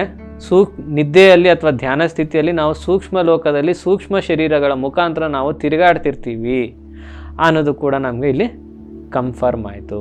ನೋಡಿದ್ರ ಸ್ನೇಹಿತರೆ, ಪ್ರೆಗ್ನೆನ್ಸಿ ಅಷ್ಟು ಯಾಕೆ ಇದೆ ಹೇಳ್ತಿದ್ದೇನೆ ಅಂತ ಹೇಳಿದ್ರೆ, ಪ್ರೆಗ್ನೆನ್ಸಿ ಟೈಮಲ್ಲಿ ನಮ್ಮ ಮಾತುಗಳು ನಾಟ್ ಓನ್ಲಿ ಮದರ್, ತಾಯಿ ಒಬ್ಬರೇ ಅಲ್ಲ, ತಂದೆ ಒಬ್ಬರೇ ಅಲ್ಲ, ಎಂಟೈರ್ ಫ್ಯಾಮಿಲಿ ಪೇರೆಂಟಿಂಗಲ್ಲಿ ಇನ್ವಾಲ್ವ್ ಆಗಿರ್ತಾರೆ. ತಂದೆ ತಾಯಿರು ಏನು ಮಾತಾಡ್ತಾರೆ, ಒಳ್ಳೇದು ಮಾತಾಡ್ತಿದ್ರಾ ಕೆಟ್ಟದ್ದು ಮಾತಾಡ್ತಿದ್ರಾ, ಯಾರ ಬೇರೆಯವ್ರ ಬಗ್ಗೆ ಮಾತಾಡ್ತಿದ್ದಾರಾ, ಅಥವಾ ಭಾವನೆಗಳು ಹೇಗಿದೆ, ಖುಷಿಯಾಗಿದ್ದಾರಾ, ಫ್ರಸ್ಟ್ರೇಷನಲ್ಲಿದ್ದಾರಾ, ಕೋಪದಲ್ಲಿದ್ದಾರಾ, ಯಾವ ಒಂದು ಮನಸ್ಥಿತಿಯಲ್ಲಿ ನಮ್ಮ ತಾಯಿ ಇದ್ದಾರೆ, ಆ ಪ್ರತಿಯೊಂದುವೇ ಮಗುವಿನ ಮೇಲೆ ಪ್ರೊಜೆಕ್ಟ್ ಆಗ್ತಾ ಹೋಗುತ್ತೆ, ಅಂದರೆ ಪ್ರೋಗ್ರಾಮಿಂಗ್ ಆಗ್ತಾ ಹೋಗುತ್ತೆ. ನಾವು ಅನ್ಕೋತೀವಿ ಅಯ್ಯೋ ನನ್ನ ಮಗ ಅದೇನು ಗಲಾಟೆ ಮಾಡ್ತಾನಪ್ಪ, ಬಹಳ ಕೋಪ, ಹೇಳಿದ ಮಾತೇ ಕೇಳಲ್ಲ, ತುಂಬ ಕೋಪ ಅವನಿಗೆ ಅಂತ ಪಕ್ಕದ ಮನೆಯವ್ರ ಹತ್ರ ಹೋಗಿ ನಾವು ಕಂಪ್ಲೇಂಟ್ ಮಾಡ್ತೀವಿ. ಆ ತಾಯಿಗೆ ಅರ್ಥ ಆಗದಿರೋದು ಏನಂತ ಹೇಳಿದ್ರೆ, ತಿಳಿದಿರೋ ಒಂದು ವಿಷಯ ಏನಂತ ಹೇಳಿದ್ರೆ, ಇವರು ಪ್ರೆಗ್ನೆನ್ಸಿಯಲ್ಲಿ ಯಾವ ಮನಸ್ಥಿತಿಯಲ್ಲಿದ್ದರೋ ಆ ಒಂದು ಎಮೋಷನ್ನು ಮಗುವಿಗೆ ಕ್ಯಾರಿ ಫಾರ್ವರ್ಡ್ ಆಗುತ್ತೆ. ತಾಯಿಯಿಂದ ಮಗುವಿಗೆ ಫುಡ್ ಒಂದೇ ಅಲ್ಲ ಹೋಗೋದು, ಥಾಟ್ಸ್ ಹೋಗುತ್ತೆ, ಎಮೋಷನ್ಸ್ ಹೋಗುತ್ತೆ, ಎಲ್ಲ ಹೋಗುತ್ತೆ, ಹಾರ್ಮೋನ್ಸ್ ಹೋಗುತ್ತೆ, ಫುಡ್ ಮೆಟೀರಿಯಲ್ ಹೋಗುತ್ತೆ, ಎಲ್ಲವೂ ಪಾಸ್ ಆಗುತ್ತೆ. ನಾವೆಲ್ಲ ಭೌತಿಕವಾಗಿಯೇ ಯೋಚನೆ ಮಾಡ್ತೀವಿ, ಪ್ಲಾಸೆಂಟ ಇದೆ, ಪ್ಲಾಸೆಂಟ ಮುಖಾಂತರ ನ್ಯೂಟ್ರಿಷನ್ಸ್ ಹೋಗುತ್ತೆ, ಟಾಕ್ಸಿನ್ಸ್ ಹೋಗುತ್ತೆ, ಎಕ್ಸ್ಕ್ರೀಷನ್ಸ್ ವಾಪಸ್ ಬರುತ್ತೆ, ಇದಿಷ್ಟೇ ಮಾತಾಡ್ತೀವಿ ಹೊರತು ಕಾಣದಿರೋ ಒಂದು ಆಲೋಚನೆಗಳು, ಕಾಣದಿರೋ ಒಂದು ಭಾವನೆಗಳು ಟ್ರಾನ್ಸ್ಫರ್ ಆಗ್ತಿದೆ ಅನ್ನೋದ್ರ ಬಗ್ಗೆ ನಾವು ಯೋಚನೆನೇ ಮಾಡೋದಿಲ್ಲ. ಸೊ ಅವರಿಲ್ಲಿ ಹೇಳ್ತಾರೆ, ಅದರಿಂದನೇ ಹೇಳ್ತಾರೆ parents are genetic engineers. Parents are genetic engineers ಅಂದರೆ ಮಕ್ಕಳ ಒಂದು ಮನಸ್ಥಿತಿಯನ್ನು, ಅವರ ಭಾವನೆಗಳನ್ನ, ಅವರು ಇರೋ ಒಂದು ಶೈಲಿಯನ್ನು ನಾವು ಪ್ರೆಗ್ನೆನ್ಸಿ ಟೈಮಿಂದನೇ ನಾವು ಒಂದು ಇಂಜಿನಿಯರಿಂಗ್ ರೂಪದಲ್ಲಿ ಸಾಫ್ಟ್ವೇರ್ಸ್ನ ಕ್ರಿಯೇಟ್ ಮಾಡ್ತಾ ಹೋಗ್ತೀವಿ. We are genetic engineers. Parents are genetic engineers. ಕೇವಲ ಜೀನ್ಸ್ ಮುಖಾಂತರ ಹೋಗುವಂಥದ್ದು ಅಷ್ಟೇ ಅಲ್ಲ, ಎನ್ವಿರಾನ್ಮೆಂಟಲ್ ಸ್ಟಿಮ್ಯುಲಸ್ ಮುಖಾಂತರನೂ. ನಾನು ಹೇಳಿದೆ ಸ್ಟಿಮ್ಯುಲಸ್ ಬಗ್ಗೆ ಆವಾಗಲೇ. ಎನ್ವಿರಾನ್ಮೆಂಟಲ್ ಸ್ಟಿಮ್ಯುಲಸ್ ಪ್ರಕಾರ ಅಂದರೆ ತಾಯಿ ಯಾವಾಗಲೂ ಫ್ರಸ್ಟ್ರೇಟೆಡ್ ಇದ್ದಾಗ ಹುಟ್ಟಿದ ಮಗುನೂ ಫ್ರಸ್ಟ್ರೇಷನಲ್ಲೇ ಇರುತ್ತೆ. ತಾಯಿ ಯಾವಾಗಲೂ ಕೋಪದಿಂದ ಪ್ರೆಗ್ನೆನ್ಸಿಯನ್ನು ಕಳೆದಾಗ ಮಗುವಿನಲ್ಲೂ ಕೋಪನೋ ಗುಣ ಬರುತ್ತೆ, ಸಹಜ ಅಲ್ವಾ? ತಾಯಿ ಮಗು ಒಂದೇ ಅಲ್ವಾ? ಸೊ ಅವರ ಆಲೋಚನೆಗಳು ಒಂದೇ ಇರುತ್ತಲ್ಲ. ಸೊ ಪ್ರೋಗ್ರಾಮಿಂಗ್ ಅನ್ನೋದು ಸ್ಪೆಷಲಿ ಮದರು ಪ್ರೆಗ್ನೆನ್ಸಿ ಟೈಮಿಂದನೇ ಮಾಡ್ತಾರೆ, ಕನ್ಸೆಪ್ಷನ್ ಟೈಮಿಂದನೇ ಮಾಡ್ತಾರೆ. ಸೊ ಇಲ್ಲಿ ಒಂದು ಉದಾಹರಣೆಯನ್ನು ಹೇಳ್ತೀನಿ. Quality of life in a womb programs our health condition in adult age. ಇಲ್ಲಿ ಈ ಒಂದು ರಿಸರ್ಚನ್ನು doctor Peter life in the womb the origin of health and disease ಅನ್ನೋ ಪುಸ್ತಕದಲ್ಲಿ ಅವರು ಬರೆದಿದ್ದಾರೆ. ಅವ್ರು ಏನು ಹೇಳ್ತಿದ್ದಾರೆ ಅಂದರೆ, ತಾಯಿಯ ಒಂದು ಭಾವನೆ, ತಾಯಿಯ ಒಂದು ಮನಸ್ಥಿತಿ ಯಾವ ಮಟ್ಟದಲ್ಲಿ ಮಗುವಿಗೆ ಎಫೆಕ್ಟ್ ಆಗುತ್ತಂದರೆ, ಆ ಮಗು ದೊಡ್ಡವರಾಗಿ ಅವ್ರಿಗೆ ಎಂಥ ಒಂದು ಪೊಟೆನ್ಷಿಯಲ್ನ ಕ್ರಿಯೇಟ್ ಮಾಡುತ್ತಂದರೆ, ಕಾರ್ಡಿಯೋವ್ಯಾಸ್ಕ್ಯುಲರ್ ಡಿಸೀಸ್ ಅಂದರೆ ಹಾರ್ಟಿಗೆ ಸಂಬಂಧಪಟ್ಟಂಥ ಕಾಯಿಲೆಗಳು, ರೆಸ್ಪಿರೇಟ್ರಿ ಕಾಯಿಲೆಗಳು, ಮತ್ತು ಡಯಾಬಿಟಿಸ್ ಕಾಯಿಲೆ, ಸ್ಟ್ರೋಕು, ಇವೆಲ್ಲವೂ ಕೂಡ ಆ ಒಂದು ಪೊಟೆನ್ಷಿಯಲ್ನ ಕ್ರಿಯೇಟ್ ಮಾಡುತ್ತೆ. ಅಂದರೆ ಆ ಒಂದು ಜೆನೆಟಿಕಲ್ ಇಂಜಿನಿಯರಿಂಗನ್ನು ಮಾಡುತ್ತೆ ತಾಯಿಯ ಭಾವನೆಗಳು, ಆಲೋಚನೆಗಳು. ಸೊ ಆದ್ದರಿಂದನೇ ಪ್ರೆಗ್ನೆನ್ಸಿಲಿ ಹೇಳೋದು ಖುಷಿಯಾಗಿರಬೇಕು, ಸಂತೋಷದಿಂದ ಇರಬೇಕು, ಕಾಮಾಗಿರಬೇಕು, ಸ್ಟ್ರೆಸ್ಲೆಸ್ ಆಗಿರಬೇಕು, ಮೈಂಡು ರೆಸ್ಟ್ಫುಲ್ನೆಸ್ಸಲ್ಲಿ ಇರಬೇಕು, ಮೆಡಿಟೇಷನ್ ಮಾಡಬೇಕು, ಕ್ರಿಯೇಟಿವ್ ವರ್ಕ್ ಮಾಡಬೇಕು, ಆರ್ಟಿಸ್ಟಿಕ್ ವರ್ಕ್ಸಲ್ಲಿ ಇನ್ವಾಲ್ವ್ ಆಗಬೇಕು, ಕ್ರಿಯೇಟಿವ್ ಆ್ಯಕ್ಟಿವಿಟೀಸಲ್ಲಿ ಇನ್ವಾಲ್ವ್ ಆಗಬೇಕು, ಕಲೆಯಲ್ಲಿ ಇನ್ವಾಲ್ವ್ ಆಗಬೇಕು, ಡ್ಯಾನ್ಸ್ ಇರ್ಬೋದು, ಸಿಂಗಿಂಗ್ ಇರ್ಬೋದು, ಇಂಥ ಕಾರ್ಯಗಳಲ್ಲಿ ನೀವು ಇನ್ವಾಲ್ವ್ ಮಾಡ್ಕೊಳ್ಳಿ. ಯಾಕೆ ಫ್ರಸ್ಟ್ರೇಷನು? ಪೇಂಟಿಂಗ್ ಮಾಡಿ, ಕ್ರಾಫ್ಟ್ ವರ್ಕ್ ಮಾಡಿ, ಸಿಂಗಿಂಗ್ ಮಾಡಿ. ಸೊ ಅವನ ಕಲೀಲಿ ಮಗು. ನಿಮ್ಮ ಕೋಪಗಳು, ನಿಮ್ಮ ಬೇಜಾರುಗಳು, ನಿಮ್ಮ ಫ್ರಸ್ಟ್ರೇಷನ್ಗಳು ಯಾವ ರೀತಿ ಉಪಯೋಗಕರ? ಕಾಯಿಲೆಗಳು ಸೃಷ್ಟಿ ಮಾಡೋದು ಬಿಟ್ಟರೆ ಬೇರೆ ಏನಿದೆ ಅಲ್ಲಿ? ಹೌದಾ? ನೋಡಿದ್ರೆ ರಿಸರ್ಚ್ ಹೇಳ್ತಿದೆಯಲ್ಲ ಇಲ್ಲಿ. ಇನ್ನೂ ಒಂದು ವಿಷಯ ಹೇಳ್ತೀನಿ, effect of stress hormone on baby. ಯಾವಾಗ ಒಂದು ತಾಯಿ ಒತ್ತಡದ ಜೀವನವನ್ನು ನಡೆಸ್ತಿರ್ತಾರೋ ಅವರ, ಈಗ ಸ್ಟ್ರೆಸ್ ಎಲ್ಲರಿಗೂ ಗೊತ್ತು, ಅಡ್ರಿನಲಿನ್ ಅನ್ನೋದು ಸ್ಟ್ರೆಸ್ ಹಾರ್ಮೋನ್. ನಮ್ಮ ದೇಹದಲ್ಲಿ ಅಡ್ರಿನಲಿನ್ ಹಾರ್ಮೋನ್ ಉತ್ಪತ್ತಿ ಆದಾಗ ಆ ಸ್ಟ್ರೆಸ್ ಹಾರ್ಮೋನ್ ಏನು ಮಾಡುತ್ತೆ, ನಮ್ಮ ದೇಹದಲ್ಲಿರುವಂಥ ವಿಸರಲ್ ಆರ್ಗನ್ಸಲ್ಲಿ ಇರುವಂಥ ಬ್ಲಡ್ನ ತೊಗೊಂಡೋಗ್ಬಿಟ್ಟು ನಮ್ಮ ಎಕ್ಸ್ಟ್ರಿಮಿಟೀಸ್, ಕೈಕಾಲುಗಳಿಗೆ ಸಪ್ಲೈ ಮಾಡುತ್ತೆ.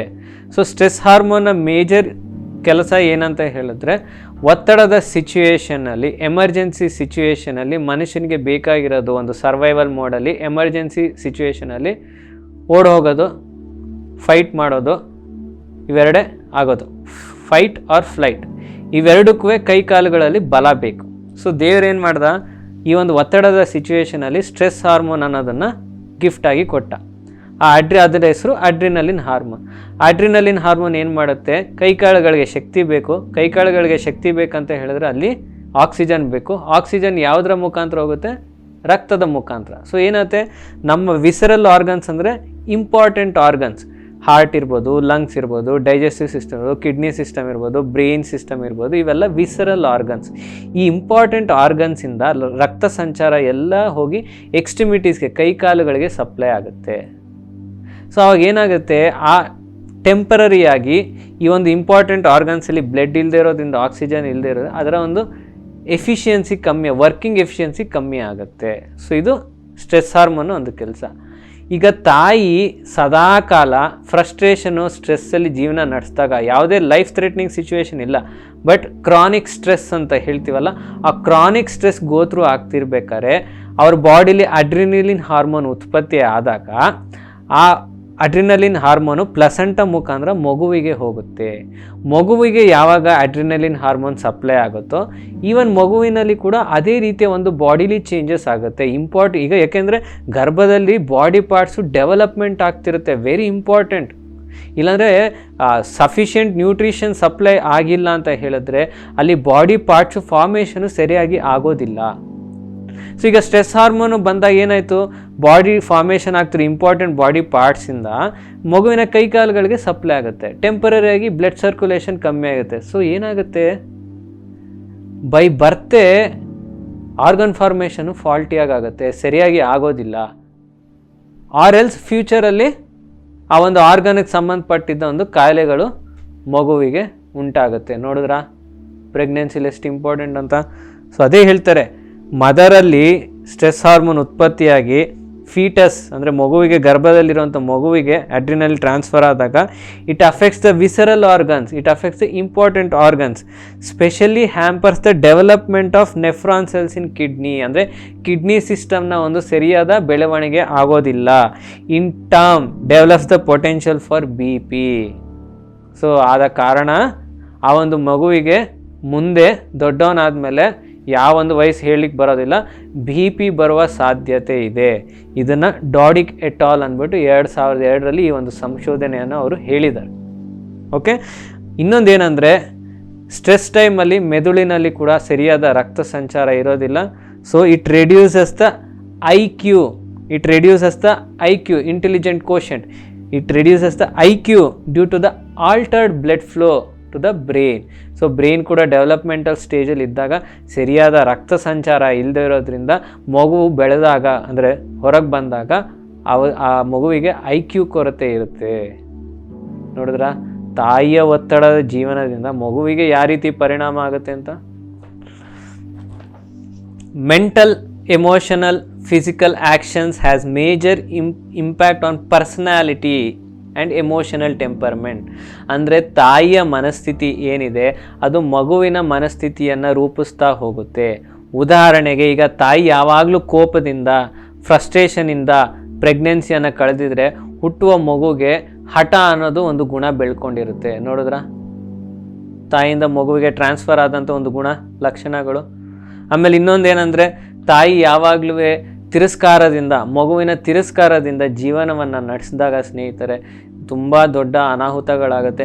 ನೀವು ಗಮನಿಸಿದ್ರೆ, ಈಗ ತಾಯಿಗೆ ಮಗು ಅಂದರೆ ಕೋಪ ಇಷ್ಟ ಇರೋದಿಲ್ಲ, ಅನ್ವಾಂಟೆಡ್ ಪ್ರೆಗ್ನೆನ್ಸಿ, ಮಗು ನನಗೆ ಭಾರ ಅನಿಸ್ತಿದೆ, ನನ್ನ ಜೀವನನೇ ಚೆನ್ನಾಗಿಲ್ಲ, ಈ ಮಗುನೇನು ನಾನು ಸಾಕೋಕ್ಕಾಗತ್ತೆ, ಮಗುನ ಬೈಯೋಕ್ಕೆ ಶುರು ಮಾಡಿದಾಗ ಒಳಗಡೆ ಮಗುಗೆ ತಾಯಿಯ ಭಾವನೆಗಳು, ಆಲೋಚನೆಗಳು ಕೇಳಿಸ್ತಾ ಇರುತ್ತೆ, ಸೆನ್ಸ್ ಆಗ್ತಾ ಇರುತ್ತೆ. ಆಗ ಮಗುವಿಗೆ ಏನಾಗುತ್ತೆ, ನಿಮ್ಮನ್ನು ಯಾರು ತಿರಸ್ಕಾರ ಮಾಡಿದಾಗ ನಿಮಗೆ ಯಾವ ರೀತಿ ಅನಿಸುತ್ತೆ, ಅದೇ ರೀತಿ ಮಗುವಿನ ಕಡೆ, ಅಯ್ಯೋ ನನ್ನ ತಾಯಿಯೇ ನನ್ನ ತಿರಸ್ಕಾರ ಮಾಡ್ತಿದ್ದಾರೆ, ನನಗಿನ್ನು ಯಾರು ದಿಕ್ಕು, ನನ್ನ ತಾಯಿಗೆ ಇನ್ನು ಮುಂದೆ ನಾನು ಕಷ್ಟ ಕೊಡೋದಿಲ್ಲ, ನಾನು ಇಲ್ಲಿಂದ ಹೊರಟೋಗ್ತೀನಿ ಅಂತ ಹೇಳಿಬಿಟ್ಟು ಸ್ವೀಸೈಡ್ ಮಾಡ್ಕೊಳ್ಳೋಕ್ಕೆ ಟ್ರೈ ಮಾಡುತ್ತೆ. ಹೇಗೆ ಸ್ವೀಸೈಡ್ ಮಾಡ್ಕೊಳ್ಳೋಕೆ ಟ್ರೈ ಮಾಡುತ್ತೆ ಅಂದರೆ, ಅಂಬಲಿಕಲ್ ಕಾರ್ಡನ್ನು ಕತ್ತು ಸುತ್ತ ಹಾಕ್ಕೊಂಡು ಸ್ವೀಸೈಡ್ ನೇಣು ಹಾಕ್ಕೊಳ್ಳಿಕ್ಕೆ ಪ್ರಯತ್ನವನ್ನು ಪಡುತ್ತೆ. ಸೊ ನೋಡಿದ್ರ, ಎಷ್ಟು ಪ್ರೆಗ್ನೆನ್ಸಿಲಿ ನೀವು ನೋಡಿದರೆ doctor 7th month 8th month ಟೈಮಲ್ಲಿ ಏನು ಹೇಳ್ತಾರೆ, ಮಗು ಸುತ್ತ ಅಂಬಿಲಿಕಲ್ ಕಾರ್ಡ್ ಸುತ್ಕೊಂಡ್ಬಿಟ್ಟಿದೆ, ಇನ್ನು ಡಿಲೇ ಮಾಡೋದು ಬೇಡ, ಸೆಕ್ಷನ್ ಮಾಡಿ ಹೊರಗೆ ತೆಗೆದುಬಿಡೋಣ ಅಂತ ಹೇಳ್ತಾರೆ. ಸೊ ನೀವು ಒಂದು ತಿರಸ್ಕಾರವನ್ನು ಮಗುವಿನ ಕಡೆ ತೋರಿಸಿದಾಗ ಅದರ ಒಂದು ಮಾನಸಿಕ ಸ್ಥಿತಿ, ಅದರ ಒಂದು ಭಾವನೆಗಳ ಸ್ಥಿತಿ ಹೇಗಿರುತ್ತೆ, ಮತ್ತೆ ಅದು ಭೂಮಿ ಮೇಲೆ ಹೊರಗಡೆ ಬಂದು ನಾನು ಆಗಲೇ ಹೇಳಿದೆ ಇಂಪ್ಲಿಸಿಟ್ ಮೆಮೊರಿ ಅಂತಂದರೆ ಅದು ಸಬ್ಕಾನ್ಷಿಯಸ್ ಮೈಂಡಲ್ಲಿ ತಾಯಿಯ ತಿರಸ್ಕಾರ ಮಗುವಿನಲ್ಲಿ ಆಲ್ರೆಡಿ ಇಂಪ್ರಿಂಟ್ ಆಗಿಬಿಟ್ಟಿದೆ. ಹೊರಗೆ ಬಂದ ಮೇಲೆ ಮಗುವಿಗೆ ಮತ್ತು ಆ ತಾಯಿಯ ಒಂದು ರಿಲೇಷನ್ಶಿಪ್ ಇರಲಿ ಹೇಗಿರುತ್ತೆ ನೀವೇ ಯೋಚನೆ ಮಾಡಿ. ಆ ಸಂಬಂಧಗಳಿಗೆ ಬೆಲೆನೇ ಇರೋದಿಲ್ಲ, ನಮಗೆ ಗೊತ್ತಿರೋದಿಲ್ಲ, ನಮ್ಮ ಕಾನ್ಷಿಯಸ್ ಮೈಂಡಲ್ಲಿ ಅದ್ರ ಬಗ್ಗೆ ಮಾಹಿತಿ ಇಲ್ಲ. ಬಟ್ ಸಬ್ಕಾನ್ಷಿಯಸ್ ಮೆಮೊರಿ ಅಥವಾ ಇಂಪ್ಲಿಸಿಟ್ ಮೆಮೊರಿಯಲ್ಲಿ ಸ್ಟೋರೇಜ್ ಆಗಿದೆ ಇನ್ಫಾರ್ಮೇಷನ್. ತಿರಸ್ಕಾರದ ಎಲ್ಲೋ ಗೊತ್ತಿಲ್ಲದೇ ತಾಯಿ ಮಗುವಿನ ಬಗ್ಗೆ ಪ್ರೀತಿ ವಿಶ್ವಾಸ ಇರೋದಿಲ್ಲ. ಗೊತ್ತಿಲ್ಲದೇ ಒಳಗಡೆನೆ ಕೋಪ ತಿರಸ್ಕಾರ ಒಬ್ರೊಬ್ಬರಲ್ಲಿ ಉಂಟಾಗೋಗಿರುತ್ತೆ. ನೋಡಿದ್ರಾ ಪ್ರೆಗ್ನೆನ್ಸಿಲಿ ನಿಮ್ಮ ಭಾವನೆಗಳು ಎಷ್ಟು ಇಂಪಾರ್ಟೆಂಟ್ ಅಂತ. ಸೊ ಅದರಿಂದನೇ ನಾನು ಹೇಳಿದ್ದು, ದಯವಿಟ್ಟು ಏನೇ ಪರಿಸ್ಥಿತಿ ಇರಲಿ ಕಾಮಾಗಿರಿ, ಸಿಚುವೇಶನ್ಸ್ನ ಆಕ್ಸೆಪ್ಟ್ ಮಾಡಿ, ಬೇಬಿಗೆ ಗರ್ಭದಲ್ಲಿರೋಂಥ ಮಗುವಿಗೆ ಸದಾ ಕಾಲ ನೀವು ಪ್ರೀತಿಯನ್ನು, ನಿಮ್ಮ ಪ್ರೀತಿ ಅನ್ಕಂಡೀಷನಲ್ ಲವ್ವನ್ನು ತೋರಿಸ್ಬೇಕು. ನಾವು ಹೇಗೆ ಒಬ್ಬರು ಗೆಸ್ಟ್ ಬಂದಾಗ ಈಗ ನೋಡ್ತೀವಲ್ಲ, ಈಗ ರಾಜ ಮಹಾರಾಜರೆಲ್ಲ ಆಹ್ವಾನ ಮಾಡ್ತಿರ್ಬೇಕೆ ಹೂವಿನಿಂದ ರೆಸ್ಪೆಕ್ಟ್, ಹೂ ಹಾಕಿ ರೆಸ್ಪೆಕ್ಟ್ ಮಾಡ್ತಾರೆ, ವಂದನೆ ವೆಲ್ಕಮ್ ಮಾಡ್ತಿರ್ತಾರೆ. ಅದೇ ರೀತಿ ಮಗುವಿನ ಕೂಡ ನಮ್ಮ ಒಂದು ಪ್ರೇಮ ತತ್ವದ ಒಂದು ಹೂವನ್ನು ಚೆಲ್ಲುತ್ತಾ ಆ ಒಂದು ಮಗುವನ್ನು ನಾವು ಆಹ್ವಾನ ಮಾಡಬೇಕು ಭೂಮಿ ಮೇಲೆ. ಸದಾ ನಾನು ನಿನ್ನ ಜೊತೆ ಇರ್ತೀನಿ ಮಗು, ನಿನಗೆ ನಾನೇ ರಕ್ಷಣೆ, ನಾನು ನಿನ್ನ ಜೀವನಕ್ಕೆಲ್ಲ ನಾನೇ ನೋಡ್ಕೋತೀನಿ, ನಿನ್ನ ಜೊತೆ ಯಾವಾಗಲೂ ನಾನು ಇರ್ತೀನಿ ಅಂತ ಹೇಳಿದಾಗ ಎಷ್ಟು ಕಾನ್ಫಿಡೆನ್ಸ್ ಕೊಡುತ್ತಾ ಮಗುಗೆ. ಯಾವ ರೀತಿ ಪ್ರೋಗ್ರಾಮಿಂಗ್ ಮಾಡ್ತಿದ್ದೀರಿ, ಯಾವಾಗ ಈ ಮಾತನ್ನು ಹೇಳ್ತಿರೋ ಮಗುವಿನಲ್ಲಿ ಕಾನ್ಫಿಡೆನ್ಸ್ ಅನ್ನೋ ಸಬ್ಕಾನ್ಷಿಯಸ್ ಮೈಂಡ್ ಪ್ರೋಗ್ರಾಮಿಂಗ್ ಆಗುತ್ತೆ. ಅವ್ರಿಗೆ ಸೆಕ್ಯೂರಿಟಿ ಅನ್ನೋ ಒಂದು ಪ್ರೋಗ್ರಾಮಿಂಗ್ ಸ್ಟಾರ್ಟ್ ಆಗುತ್ತೆ. ಲೈಫಲ್ಲಿ ಎಂಥ ಕಷ್ಟ ಸನ್ನಿವೇಶಗಳು ಬಂದರೂ ಅವರು ಇನ್ಸೆಕ್ಯೂರ್ ಫೀಲಿಂಗ್ ಬರೋದಿಲ್ಲ. ಯಾಕೆಂದರೆ ತಾಯಿ ಆವಾಗಿಂದನೇ ಆ ಒಂದು ಪ್ರೇಮ ತತ್ವವನ್ನು, ಆ ಒಂದು ಸೆಕ್ಯೂರಿಟಿ ಫೀಲಿಂಗನ್ನು ಕೊಟ್ಟಿರೋದ್ರಿಂದ ಮಗುವಿನಲ್ಲಿ ಪ್ರೋಗ್ರಾಮಿಂಗ್ ಕೂಡ ಹಾಗೆ ಆಗಿರುತ್ತೆ. ಸಬ್ಕಾನ್ಷಿಯಸ್ ಮೈಂಡಲ್ಲಿ ಒಂದು ಸೆಕ್ಯೂರ್ಡ್ ಫೀಲಿಂಗ್. ಎನಿ ಸಿಚುವೇಶನ್, ಎಂಥ ಟಫ್ ಸಿಚುವೇಶನ್ ಬಂದು ಮಗು ಸ್ಟ್ರಾಂಗ್ ಆಗಿ ಒಂದು ಸೆಕ್ಯೂರ್ಡ್ ಆಗಿ ಫೀಲಿಂಗನ್ನು ಹೊಂದಿರುತ್ತೆ. ನೋಡಿದ್ರಾ ಮಗುವಿನ ಜೀವನ ಪ್ರೆಗ್ನೆನ್ಸಿಲಿ ಅಷ್ಟೇ ಅಲ್ಲ, ಮುಂದೆ ಜೀವನ ಚಾಲೆಂಜಸ್ ಬಂದಾಗಲೂ ಕೂಡ ನಾವು ಯಾವ ರೀತಿ ಜೆನೆಟಿಕ್ ಇಂಜಿನಿಯರಿಂಗ್ನ ನಾವು ಪೇರೆಂಟ್ಸ್ ಮಾಡ್ತಿದ್ದೀವಿ ಅನ್ನೋದು ನಾವು ಅರ್ಥ ಮಾಡ್ಕೋಬೇಕಾಗತ್ತೆ. ಸೊ ಇದು ಪ್ರೆಗ್ನೆನ್ಸಿಗೆ ಸಂಬಂಧಪಟ್ಟಂಗಾಯಿತು. ನಂತರ ಕಾನ್ಷಿಯಸ್ ಪೇರೆಂಟಿಂಗ್ ಆಫ್ಟರ್ ಪ್ರೆಗ್ನೆನ್ಸಿ ನಂತರ ನಮ್ಮ ಪೇರೆಂಟಿಂಗ್ ಹೇಗಿರಬೇಕು. ಸೊ ಇಲ್ಲಿ ಎಲ್ಲರಿಗೂ ಗೊತ್ತು, ನಾವು EEG ಅಂದರೆ ಬ್ರೈನ್ ಆ್ಯಕ್ಟಿವಿಟಿನ ಚೆಕ್ ಮಾಡಲಿಕ್ಕೆ ಎಲೆಕ್ಟ್ರೋ ಎನ್ಸಿಫಲೋಗ್ರಾಮ್ ಅನ್ನೋ ಒಂದು ಟೆಕ್ನಾಲಜಿನ ಯೂಸ್ ಮಾಡ್ತೀವಿ. ಸೊ EEG ಏನು ಮಾಡುತ್ತೆ ಅಂದರೆ ನಮ್ಮ ಬ್ರೈನ್ ಆ್ಯಕ್ಟಿವಿಟಿನ ಚೆಕ್ ಮಾಡುತ್ತೆ. ಬ್ರೈನ್ ಆ್ಯಕ್ಟಿವಿಟಿ ಅಂತ ಹೇಳಿದ್ರೆ ನಮ್ಮ ಆಲೋಚನೆಗಳ ಸಂಬಂಧಪಟ್ಟಿದ್ದು. ಹೆಚ್ಚು ಆಲೋಚನೆಗಳಿದ್ದರೆ ಬ್ರೈನ್ ಆ್ಯಕ್ಟಿವಿಟಿ ಹೆಚ್ಚು ತೋರಿಸುತ್ತೆ, ಕಮ್ಮಿ ಆಲೋಚನೆಗಳಿದ್ದರೆ ಕಮ್ಮಿ ಬ್ರೈನ್ ಆ್ಯಕ್ಟಿವಿಟಿ ತೋರಿಸುತ್ತೆ. ಸೊ ಈ ವಿಷಯ ಯಾಕೆ ಇಂಪಾರ್ಟೆಂಟ್ ಅಂತ ಹೇಳಿದ್ರೆ, ಮಕ್ಕಳಿಗೆ ನಾವು ಅನ್ಕೋತೀವಿ ಮಕ್ಕಳು ಅಯ್ಯೋ ಸಣ್ಣ ಮಕ್ಕಳು ಅವ್ರೇನು ಶಾರ್ಪ್ ಇರೋದಿಲ್ಲ, ಅವ್ರೇನು ಕಲಿತಾರೆ, ಅವ್ರಿಗೇನು ಅರ್ಥ ಆಗಲ್ಲ, ನಾವೇನು ಮಾತಾಡಿದ್ರು ಅರ್ಥ ಆಗಲ್ಲ. ನೋ, ನಾವೇನು ಹೇಳ್ಕೊಟ್ರು ಕಲಿಯಲ್ಲ. ನೋ ಸ್ನೇಹಿತರೆ, ಮಕ್ಕಳಿಗೆ ಕಲಿಯುವ ಸಾಮರ್ಥ್ಯ 0 to 6 ಇಯರ್ಸ್ವರೆಗೂ ಹೈಯೆಸ್ಟ್ ಇರುತ್ತೆ. ಯಾಕೆ ಅಂತ ಹೇಳಿದ್ರೆ, ಮಕ್ಕಳು 0 to 2 ಇಯರ್ಸ್ವರೆಗೂ ಅವರ ಒಂದು ಬ್ರೈನ್ ಆ್ಯಕ್ಟಿವಿಟಿ ಥೀಟಾ ಸ್ಟೇಟಲ್ಲಿ ಇರುತ್ತೆ. ಅಂದರೆ brain activity 0.4 to 4 cycles per second, ಅಂದರೆ lowest brain activity. Okay, so lowest brain activity ಇದ್ದಾಗ ಗ್ರಾಸ್ಪಿಂಗು ಮತ್ತು ಪ್ರೋಗ್ರಾಮಿಂಗು, ಮೌಲ್ಡಿಂಗ್ ಅನ್ನೋದು ಈಸಿಯಾಗಿ ಮಾಡಬಹುದು. ಹೊಸ ಪ್ರೋಗ್ರಾಮಿಂಗ್ನ ನಾವು ಮಾಡಲಿಕ್ಕೆ ಈಸಿ ಆಗುತ್ತೆ. ಸೊ ನಾನು ಆವಾಗಲೇ ಹೇಳಿದ್ನಲ್ಲ ಬಾಳೆಹಣ್ಣು ಎಕ್ಸಾಂಪಲು. ಸೊ ಈ ಟೈಮಲ್ಲಿ ಈ ಪ್ರೋಗ್ರಾಮಿಂಗು ಬಹಳ ಮುಖ್ಯ. ನಾವು ಏನು ಹೇಳ್ಕೊಟ್ರು ಕಲಿತಾರೆ, ನಾವು ಏನು ಹೇಳ್ಕೊಟ್ರು ಅರ್ಥಕೊಂಡು ಅದನ್ನು ಇಂಪ್ಲಿಮೆಂಟ್ ಮಾಡ್ತಾರೆ. ನಮಗಿಂತ ಅರಿವಿನಿಂದ ಅದನ್ನು ಅವರು ಇಂಪ್ಲಿಮೆಂಟ್ ಮಾಡ್ತಾರೆ. ಮತ್ತು 2 ಇಯರ್ಸಿಂದ 6 ಇಯರ್ಸ್ವರೆಗೂ ಥೀಟಾ ಸ್ಟೇಟಲ್ಲಿ ಇರ್ತಾರೆ.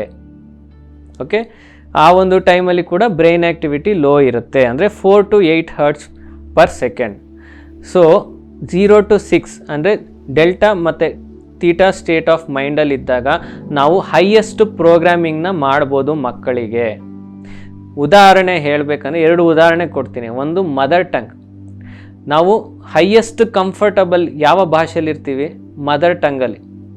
ಯಾವುದೇ ಈಗ ನಿಮ್ಮ ಮದರ್ ಟಂಗ್ ಕನ್ನಡ ಇದೆ, ಬಟ್ ನೀವು PhD ಇಂಗ್ಲೀಷಲ್ಲಿ ಮಾಡಿರ್ತೀರ, ಬಟ್ ಸ್ಟಿಲ್ ಮಾತಾಡಲಿಕ್ಕೆ ನಿಮಗೆ ಕಂಫರ್ಟಬಲ್ ಲ್ಯಾಂಗ್ವೇಜ್ ಯಾವುದು? Mother tongue. ಬಿಕಾಸ್ ಹುಟ್ಟಿನಿಂದ ನೀವು ಕೇಳಿರೋವಂಥದ್ದು, ಕಲ್ತಿರೋವಂಥ ಒಂದು ಭಾಷೆ. ಆ ಒಂದು ಪ್ರೋಗ್ರಾಮಿಂಗು 0 to 6 ಇಯರ್ಸ್ ಮಧ್ಯದಲ್ಲಿ ಆಗೋಗಿರೋದ್ರಿಂದ most comfortable, most fluent, most expert ಭಾಷೆ ಯಾವುದಂತ ಹೇಳಿದರೆ ಮದರ್ ಟಂಗ್. ಸೊ ಇದಕ್ಕಿಂತ ಎಕ್ಸಾಂಪಲ್ ಬೇಕಾ ಮಕ್ಕಳು ಕಲಿಯೋದ್ರ ಬಗ್ಗೆ? 2ನೇ ಎಕ್ಸಾಂಪಲ್ ಏನಂತ ಹೇಳಿದ್ರೆ, ಇನ್ನೊಂದು ಹಿಪ್ನೋಟಿಕ್ ಥೆರಪಿ ಮಾಡ್ತೀವಿ. ಸೊ ಈಗ ನಾನು ಹೇಳಿದೆ ಸಬ್ಕಾನ್ಷಿಯಸ್ ಮೈಂಡ್ ಪ್ರೋಗ್ರಾಮಿಂಗ್ ಚೇಂಜ್ ಮಾಡಬೇಕಂತ ಹೇಳಿದಾಗ ಸಾಮಾನ್ಯವಾಗಿ ಈಗ ಸಾಕಷ್ಟು ಫಿಯರ್ ಇಂಡ್ಯೂಸ್ ಲೈಫ್ ಲೀಡ್ ಮಾಡ್ತಿರ್ತಾರೆ, ಭಯದಿಂದನೇ ಜೀವನ ನಡೆಸ್ತಿರ್ತಾರೆ. ಸೊ ಅವಾಗ ನಾವು ಹಿಪ್ನೋಟಿಕ್ ಥೆರಪಿಸ್ಟ್ ಹತ್ರ ಹೋದಾಗ ಅವ್ರು ಏನು ಮಾಡ್ತಾರೆ, ಹಿಪ್ನೋಸಿಸ್ ಮಾಡಿಬಿಟ್ಟು ಡೆಲ್ಟಾ ಅಥವಾ ತೀಟಾ ಸ್ಟೇಟ್ ಆಫ್ ಮೈಂಡ್ಗೆ ಕರ್ಕೊಂಡು ಹೋಗ್ತಾರೆ. ಯಾಕೆ ಆ ಒಂದು ಸ್ಥಿತಿಗೆ ಕರ್ಕೊಂಡು ಹೋಗ್ತಾರೆ ಅಂದರೆ, that is the programming or mouldable state of mind. So reprogramming ಅನ್ನೋದು, ಮೌಲ್ಡಿಂಗ್ ಅನ್ನೋದು ಆ ಒಂದು ಸ್ಥಿತಿಯಲ್ಲಿ ಮಾಡ್ಬೋದು. ಆದ್ದರಿಂದನೇ ಈಗ ಫಿಯರ್ ಅನ್ನೋ ಒಂದು ಎಮೋಷನ್ ಇದ್ದರೆ, ಯಾವುದೋ ಪಾಸ್ಟ್ ಲೈಫ್ ಕನೆಕ್ಷನ್ ಇದ್ದರೆ ಅದನ್ನು ರಿಮೂವ್ ಮಾಡಿ, ರೀಪ್ರೋಗ್ರಾಮ್ ಮಾಡಿ ಆ ಫಿಯರ್ ಅನ್ನೋ ಎಮೋಷನ್ನ ತೆಗೆದು ಫಿಯರ್ಲೆಸ್ ಅಥವಾ ಕರೇಜ್ ಅನ್ನೋ ಎಮೋಷನ್ನ, ಆ ಒಂದು ಥಾಟ್ ಪ್ರೊಸೆಸ್ನ ಅವ್ರು ಇಂಪ್ಲಿಸಿಟ್ ಮಾಡ್ತಾರೆ, ಆ ಪ್ರೋಗ್ರಾಮಿಂಗ್ನ ಚೇಂಜ್ ಮಾಡ್ತಾರೆ. ಅಂದರೆ ಏನರ್ಥ, ನಮ್ಮ ಸಬ್ಕಾನ್ಷಿಯಸ್ ಮೈಂಡಲ್ಲಿ ಹೊಸ ಪ್ರೋಗ್ರಾಮಿಂಗ್ ಅಥವಾ ರೀಪ್ರೋಗ್ರಾಮಿಂಗ್ ಮಾಡಬೇಕಂತ ಹೇಳಿದ್ರೆ ಗಾಮಾ ಮತ್ತು ಡೆಲ್ಟಾ ಮತ್ತು ತೀಟಾ ಸ್ಟೇಟಲ್ಲಿ ಇರಬೇಕಾಗತ್ತೆ. ಓಕೆ.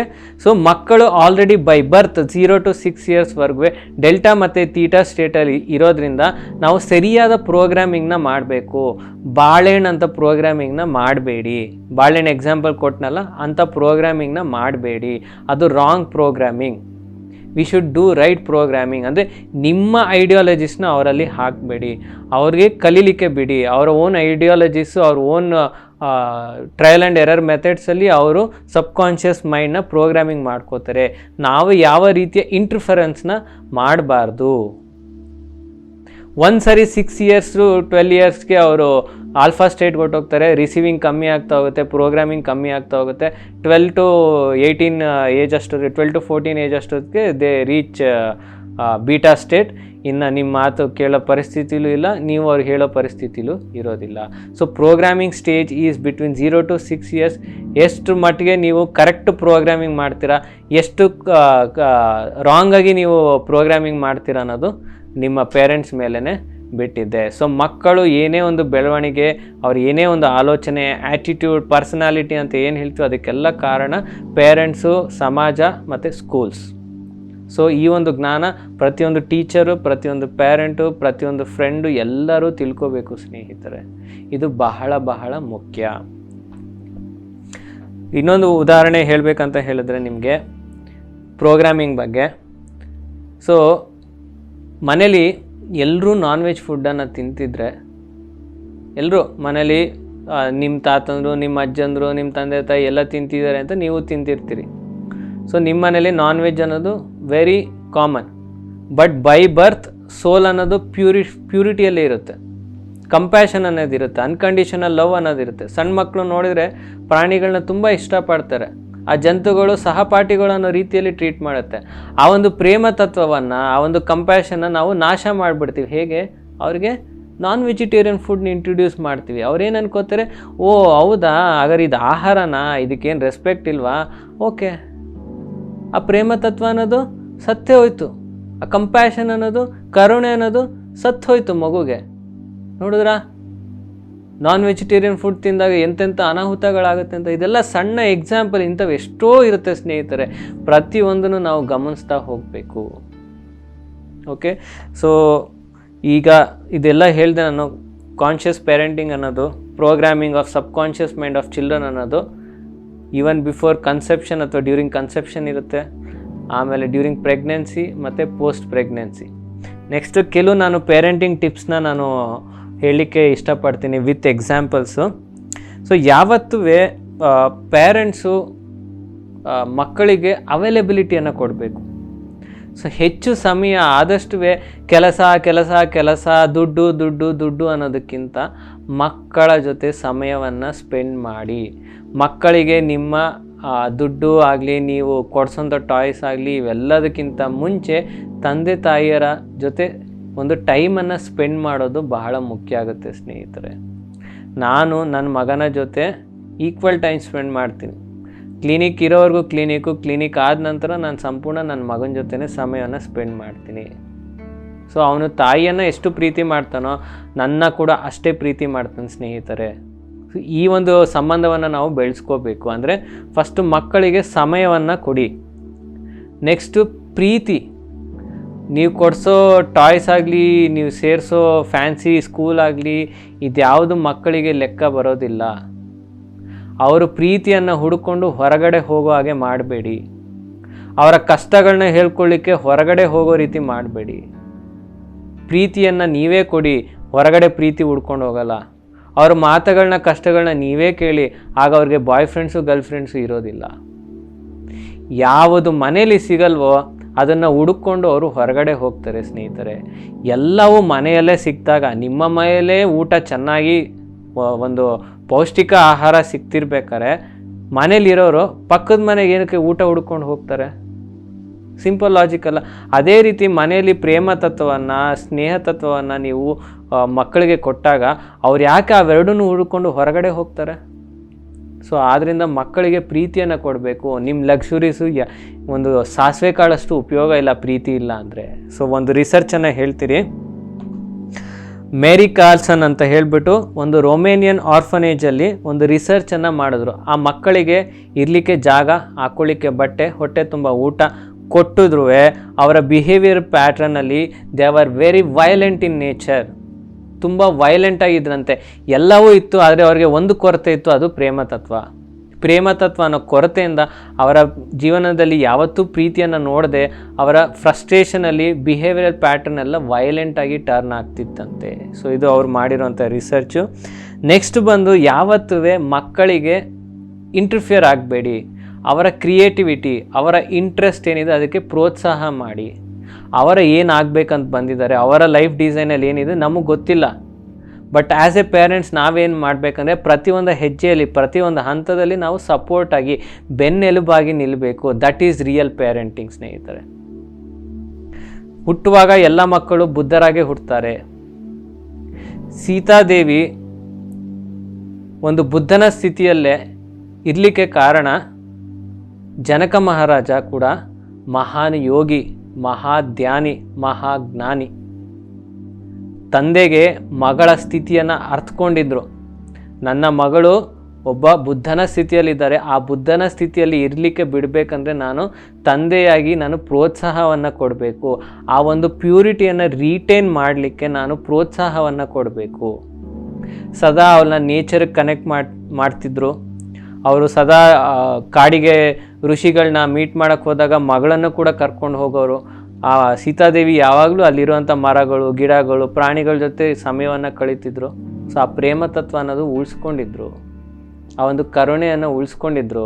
ಆದ್ದರಿಂದನೇ ನಾವು ಸೀತಾದೇವಿ ಅಂತ ಇವತ್ತು ಆರಾಧನೆಯನ್ನು ಮಾಡ್ತಿದ್ದೀವಿ ಅಂತ ಹೇಳಿದ್ಮೇಲೆ, ಹುಟ್ಟಿದ ಪ್ರತಿಯೊಂದು ಮಗುನೂ ಬುದ್ಧರೇ.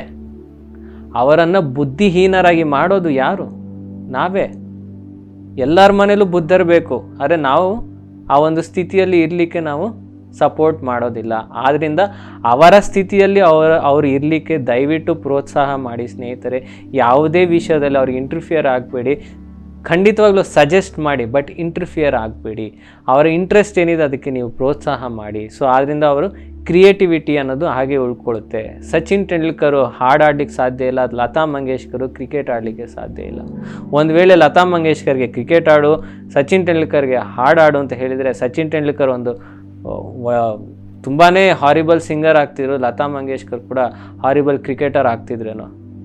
ಸೊ ಅದರಿಂದ ಅವರ ಒಂದು ತಂದೆ ತಾಯಿರ ಪ್ರೋತ್ಸಾಹದಿಂದ ಅವರು ಆ ಉನ್ನತ ಸ್ಥಿತಿಯನ್ನು ಸೇರಿದ್ದಾರೆ ಸ್ನೇಹಿತರೆ. ಇನ್ನೊಂದು ಲಾಸ್ಟ್ ವಿಷಯ ನಾನು ಹೇಳಬೇಕಂತ ಹೇಳಿದ್ರೆ, ಟಚ್ ಅನ್ನೋದು ಬಹಳ ಮುಖ್ಯ. ಮಕ್ಕಳನ್ನು ಸದಾ ಹಗ್ ಮಾಡ್ಕೋಬೇಕು, ಕಿಸ್ ಮಾಡಬೇಕು. ಸೊ ನಾನು ಒಂದು 100 ಸಾರಿ ನನ್ನ ಮಗನ ಹಗ್ ಮಾಡ್ಕೋತೀನಿ, ಕಿಸ್ ಮಾಡ್ಕೋತೀನಿ, ಸದಾ ನನ್ನ ಮಗನಿಗೆ ಐ ಲವ್ ಯು ಅಂತ ಹೇಳ್ತೀನಿ, ಅವನು ಕೂಡ ನನಗೆ ಐ ಲವ್ ಯು ಪಪ್ಪ ಅಂತ ಹೇಳ್ತಾನೆ. ಆ ಟಚ್ ಅನ್ನೋದು, ಆ ಸ್ಪರ್ಶ ಅನ್ನೋದು ಮಕ್ಕಳಿಗೆ ಬೇಕು. ಯಾವಾಗ ಆ ಸ್ಪರ್ಶ ಅನ್ನೋದು ನಾವು ಕೊಡೋದಿಲ್ವ, ಆ ಸ್ಪರ್ಶವನ್ನು ಹುಡುಕೊಂಡು ಮತ್ತೆ ಹೊರಗೆ ಹೋಗ್ತಾರೆ. ಸೊ ಇಲ್ಲೊಂದು ರಿಸರ್ಚ್ ಹೇಳ್ತೀನಿ, lack of touch leads to somatosensory affective disorder. ಅಂದರೆ inability to physiologically suppress surging levels of stress hormones. ಅಂದರೆ ಯಾವುದಾದರ ಒತ್ತಡದ ಸಿಚುವೇಶನ್ನು ಅಥವಾ ಜಗಳ ಆಡೋಂಥ ಸಿಚುವೇಶನ್ ಬಂದಾಗ ಅವರ ಎಮೋಷನ್ಸ್ನ ಅವರು ಕಂಟ್ರೋಲ್ ಮಾಡ್ಕೊಳ್ಳಿಕ್ಕೆ ಆಗೋದಿಲ್ಲ. ಈಗ ರೋಡಲ್ಲಿ ಏನೋ ಒಂದು ಸಣ್ಣ ಪುಟ್ಟ ಜಗಳ ಆದಾಗ ಆ ಜಗಳವನ್ನು ಸಣ್ಣದಾಗೇ ನಾವು ಮುಗಿಸ್ಬಿಡ್ಬೋದು. ಬಟ್ ನಾವೇನು ಮಾಡ್ತೀವಿ, ದೊಡ್ಡದು ಮಾಡ್ತಾ ಹೋಗ್ತೀವಿ. ಏಕೆಂದರೆ ಆ ಲ್ಯಾಕ್ ಆಫ್ ಟಚ್, ಆ ಟಚ್ ಮುಖಾಂತರ ನಾವು ಪ್ರೀತಿಯನ್ನು ಮತ್ತು ಕರುಣೆಯನ್ನು ಯಾವತ್ತೂ ಸೆನ್ಸೇ ಮಾಡಿರೋದಿಲ್ಲ. ನೋಡಿದ್ರಾ, ಅದು ಕೂಡ ಲೀಡ್ಸ್ ಟು ವೈಲೆಂಟ್ ಆ್ಯಕ್ಷನ್ಸ್. ಸಣ್ಣ ಪುಟ್ಟ ಸಮಸ್ಯೆಗಳನ್ನ ದೊಡ್ಡದಾಗಿ ಮಾಡ್ಕೋತಾ ಹೋಗೋದು, ಸಣ್ಣ ಪುಟ್ಟ ವಿಷಯಗಳನ್ನ ಜಗಳವರೆಗೂ ತೊಗೊಂಡೋಗೋದು. ಯಾಕೆ? ಎಮೋಷನ್ಸ್ ಕಂಟ್ರೋಲ್ ಇಲ್ಲ. ಎದುರಿಗಿರೋ ಮಾನವದಲ್ಲಿ ಮನುಷ್ಯತ್ವನೇ ಕಾಣ್ತಿಲ್ಲ ಯಾರಿಗೂ. ಎಲ್ಲಿ ಪ್ರೀತಿ ಇಲ್ಲ, ಸ್ಪರ್ಶ ಇಲ್ಲ, ಕರುಣೆ ಇಲ್ಲ, ಇವ್ಯಾವುದೂ ಇಲ್ಲ ಅಂದಮೇಲೆ ಇನ್ನು ಉಳಿದಿರೋದೇನು? ರಾಕ್ಷಸ ಗುಣ, ರಾಕ್ಷಸರೇ. ಸೊ ಸ್ನೇಹಿತರೆ, ಆದ್ದರಿಂದನೇ ಮಕ್ಕಳಿಗೆ ಹೆಚ್ಚು ಸಮಯ ಕೊಡಿ, ಮಕ್ಕಳಿಗೆ ಹೆಚ್ಚು ಪ್ರೀತಿಯನ್ನು ಕೊಡಿ, ಮಕ್ಕಳಿಗೆ ಹೆಚ್ಚು ಸ್ಪರ್ಶವನ್ನು ಕೊಡಿ, ಹಗ್ ಮಾಡ್ಕೊಳ್ಳಿ, ಕಿಸ್ ಮಾಡ್ಕೊಳ್ಳಿ, ಹೊರಗಡೆ ಹೋಗಿ ಫ್ಯಾಮಿಲಿ ಟೈಮ್ ಸ್ಪೆಂಡ್ ಮಾಡಿ. ಇವೆಲ್ಲ ಬಹಳ ಇಂಪಾರ್ಟೆಂಟ್ ಸ್ನೇಹಿತರೆ. So that is when you become a buddhahood parent. ಯಾವಾಗ ನಾವು ಬುದ್ಧಿಸ್ಟ್ ಪೇರೆಂಟ್ಸ್ ಆಗ್ತೀವೋ, ಅಂದರೆ ಬುದ್ಧಹುಡ್ ಪೇರೆಂಟ್ಸ್ ಆಗ್ತೀವೋ, ಮಕ್ಕಳು ಕೂಡ ವಿಲ್ ಬಿ ಬುದ್ಧಾಸ್. ಅವರು ಬುದ್ಧರಾಗಬೇಕಂದ್ರೆ ಫಸ್ಟು ನಾವು ಬುದ್ಧರಾಗಬೇಕು. ನಾವು ಬುದ್ಧರಾದಮೇಲೆ ಅವ್ರು ಬುದ್ಧರಾಗೋದು. ನಾವು ಮಾಂಸ ತಿಂದರೆ ಮಕ್ಕಳು ಮಾಂಸ ತಿಂತಾರೆ, ನಾವು ಪ್ರಾಣಿಗಳನ್ನ ಪ್ರೀತಿ ಮಾಡಿದ್ರೆ ಮಕ್ಕಳು ಪ್ರಾಣಿಗಳನ್ನ ಪ್ರೀತಿ ಮಾಡ್ತಾರೆ. ಸೊ ಮಕ್ಕಳು, children are the best mimicry artist. ಅವರಷ್ಟು ಚೆನ್ನಾಗಿ ಮಕ್ಕಳಷ್ಟು ಚೆನ್ನಾಗಿ ಪೇರೆಂಟ್ಸನ್ನು ಮಿಮಿಕ್ರಿ ಮಾಡೋಂಥವ್ರು ಯಾರೂ ಇಲ್ಲ. ಮಕ್ಕಳಲ್ಲಿ ಏನಾರ ಕೊರತೆಗಳು, ಏನಾರ ಲೋಪಗಳು ನೋಡಿದರೆ ಅದು ನಿಮ್ಮದೇ, ನಿಮ್ಮ ಕೊರತೆಗಳೇ, ನಿಮ್ಮ ಲೋಪಗಳೇ ಸ್ನೇಹಿತರೆ. ಅವ್ರ ಮೇಲೆ ನೀವು ಪ್ರೊಜೆಕ್ಟ್ ಮಾಡಿದ್ದೀರಾ. ಮಕ್ಕಳು ಮಿರರ್ ಇದ್ದ ಹಾಗೆ. ಅವ್ರು ಏನಾರ ಇದ್ದಾರೆ ಅಂದರೆ ಆ ಗುಣಗಳು ನಮ್ಮಲ್ಲಿ ಇದ್ದಿದ್ರಿಂದನೇ ಅವ್ರಿಗೆ ಹೋಗಿರೋದು. ಸೊ ಅವ್ರು ಮಿರರ್ ಇದ್ದ ಹಾಗೆ. ನಾವು ನಮ್ಮನ್ನು ಸೆಲ್ಫ್ ಚೆಕ್ ಮಾಡಬೇಕಾಗಿಲ್ಲ, ಅವ್ರು ನೋಡಿದ್ರೆ ಗೊತ್ತಾಗುತ್ತೆ ನಮ್ಮ ಹಣೆ ಬರ ಏನು ಅಂತ. ಸೊ ಸ್ನೇಹಿತರೆ, ಪೇರೆಂಟಿಂಗ್ ಅನ್ನೋದು ರೆಸ್ಪಾನ್ಸಿಬಿಲಿಟಿ ಅಲ್ಲ, ಅದೊಂದು ಕಲೆ. Parenting is on art. ಒಬ್ಬ ಆರ್ಟಿಸ್ಟ್ಗೆ ಎಷ್ಟು ಸ್ಕಿಲ್ ಇರಬೇಕೋ ಅಷ್ಟು ಸ್ಕಿಲ್ಲು ಒಂದು ಪೇರೆಂಟಲ್ಲಿ ಇರಬೇಕು. ಸೊ ಎಲ್ಲರಿಗೂ, ವುಡ್ ಬಿ ಪೇರೆಂಟ್ಸ್ಗೆ, ಆಲ್ರೆಡಿ ಪೇರೆಂಟ್ಸ್ಗೆ, ಗ್ರ್ಯಾಂಡ್ ಪೇರೆಂಟ್ಸ್ಗೆ, ಸೊ ನನ್ನ ಒಂದು wishes happy parenting and grand parenting friends. So ಈ ಒಂದು ವಿಷಯವನ್ನು ಹೇಳ್ತಾ ಇವತ್ತಿನ ಸಂಚಿಕೆಯನ್ನು ನಾನು ಮುಗಿಸ್ತಾ ಇದ್ದೀನಿ. ಸೊ PMC ಕನ್ನಡ ಯೂಟ್ಯೂಬ್ ಚಾನಲ್ನ ಎಲ್ಲರೂ ದಯವಿಟ್ಟು ಸಬ್ಸ್ಕ್ರೈಬ್ ಮಾಡಿ. ಸಬ್ಸ್ಕ್ರೈಬ್ ಮಾಡಿರೋರು ಬೆಲ್ ಬಟನ್ನ ಪ್ರೆಸ್ ಮಾಡಿ ಫರ್ದರ್ ನೋಟಿಫಿಕೇಷನ್ ಆ್ಯಂಡ್ ಅಪ್ಡೇಟ್ಸ್ಗೋಸ್ಕರ. ನಂತರ ಸ್ನೇಹಿತರೆ, ಇದು ಬಹಳ ಇಂಪಾರ್ಟೆಂಟ್ ವಿಡಿಯೋ. ಈ ಥರ ಎಷ್ಟೋ ವೀಡಿಯೋಸ್ನ ನಾವು ಮಾಡ್ತಿದ್ದೀವಿ. ದಯವಿಟ್ಟು ಎಲ್ಲರಿಗೂ ಶೇರ್ ಮಾಡಿ. ನೀವು ವಿಡಿಯೋ ಶೇರ್ ಮಾಡೋ ಮುಖಾಂತರ ನಮ್ಮ ಜ್ಞಾನವನ್ನು 4 ಜನಕ್ಕೆ ನೀವು ರೀಚ್ ಆಗೋ ಹಾಗೆ ಮಾಡ್ತಿದ್ದೀರಾ. ಸೊ ಪ್ರಪಂಚ ಎಲ್ಲ ಜ್ಞಾನ ಪ್ರಪಂಚವಾಗಿ, ಧ್ಯಾನ ಪ್ರಪಂಚವಾಗಿ ಮತ್ತು ಶಾಕಾಹಾರ ಪ್ರಪಂಚವಾಗಲಿ ಅಂತ ಹೇಳ್ತಾ ಇವತ್ತಿನ ಸಂಚಿಕೆ ಕಂಪ್ಲೀಟ್ ಮಾಡ್ತಾಯಿದ್ದೀವಿ. ಥ್ಯಾಂಕ್ ಯು ಫ್ರೆಂಡ್ಸ್, ಧನ್ಯವಾದಗಳು. ಹಲೋ ಗೆಳೆಯರೇ, ಪಿರಮಿಡ್ ಮೆಡಿಟೇಷನ್ ಚಾನೆಲ್ ಕನ್ನಡಕ್ಕಾಗಿ ಲೈಕ್ ಮಾಡಿ, ಸಬ್ಸ್ಕ್ರೈಬ್ ಮಾಡಿ ಹಾಗೂ ಬರಲಿರುವ ಅಪ್ಡೇಟ್ಸ್ಗಳಿಗಾಗಿ ಬೆಲ್ ಬಟನ್ ಒತ್ತಿ.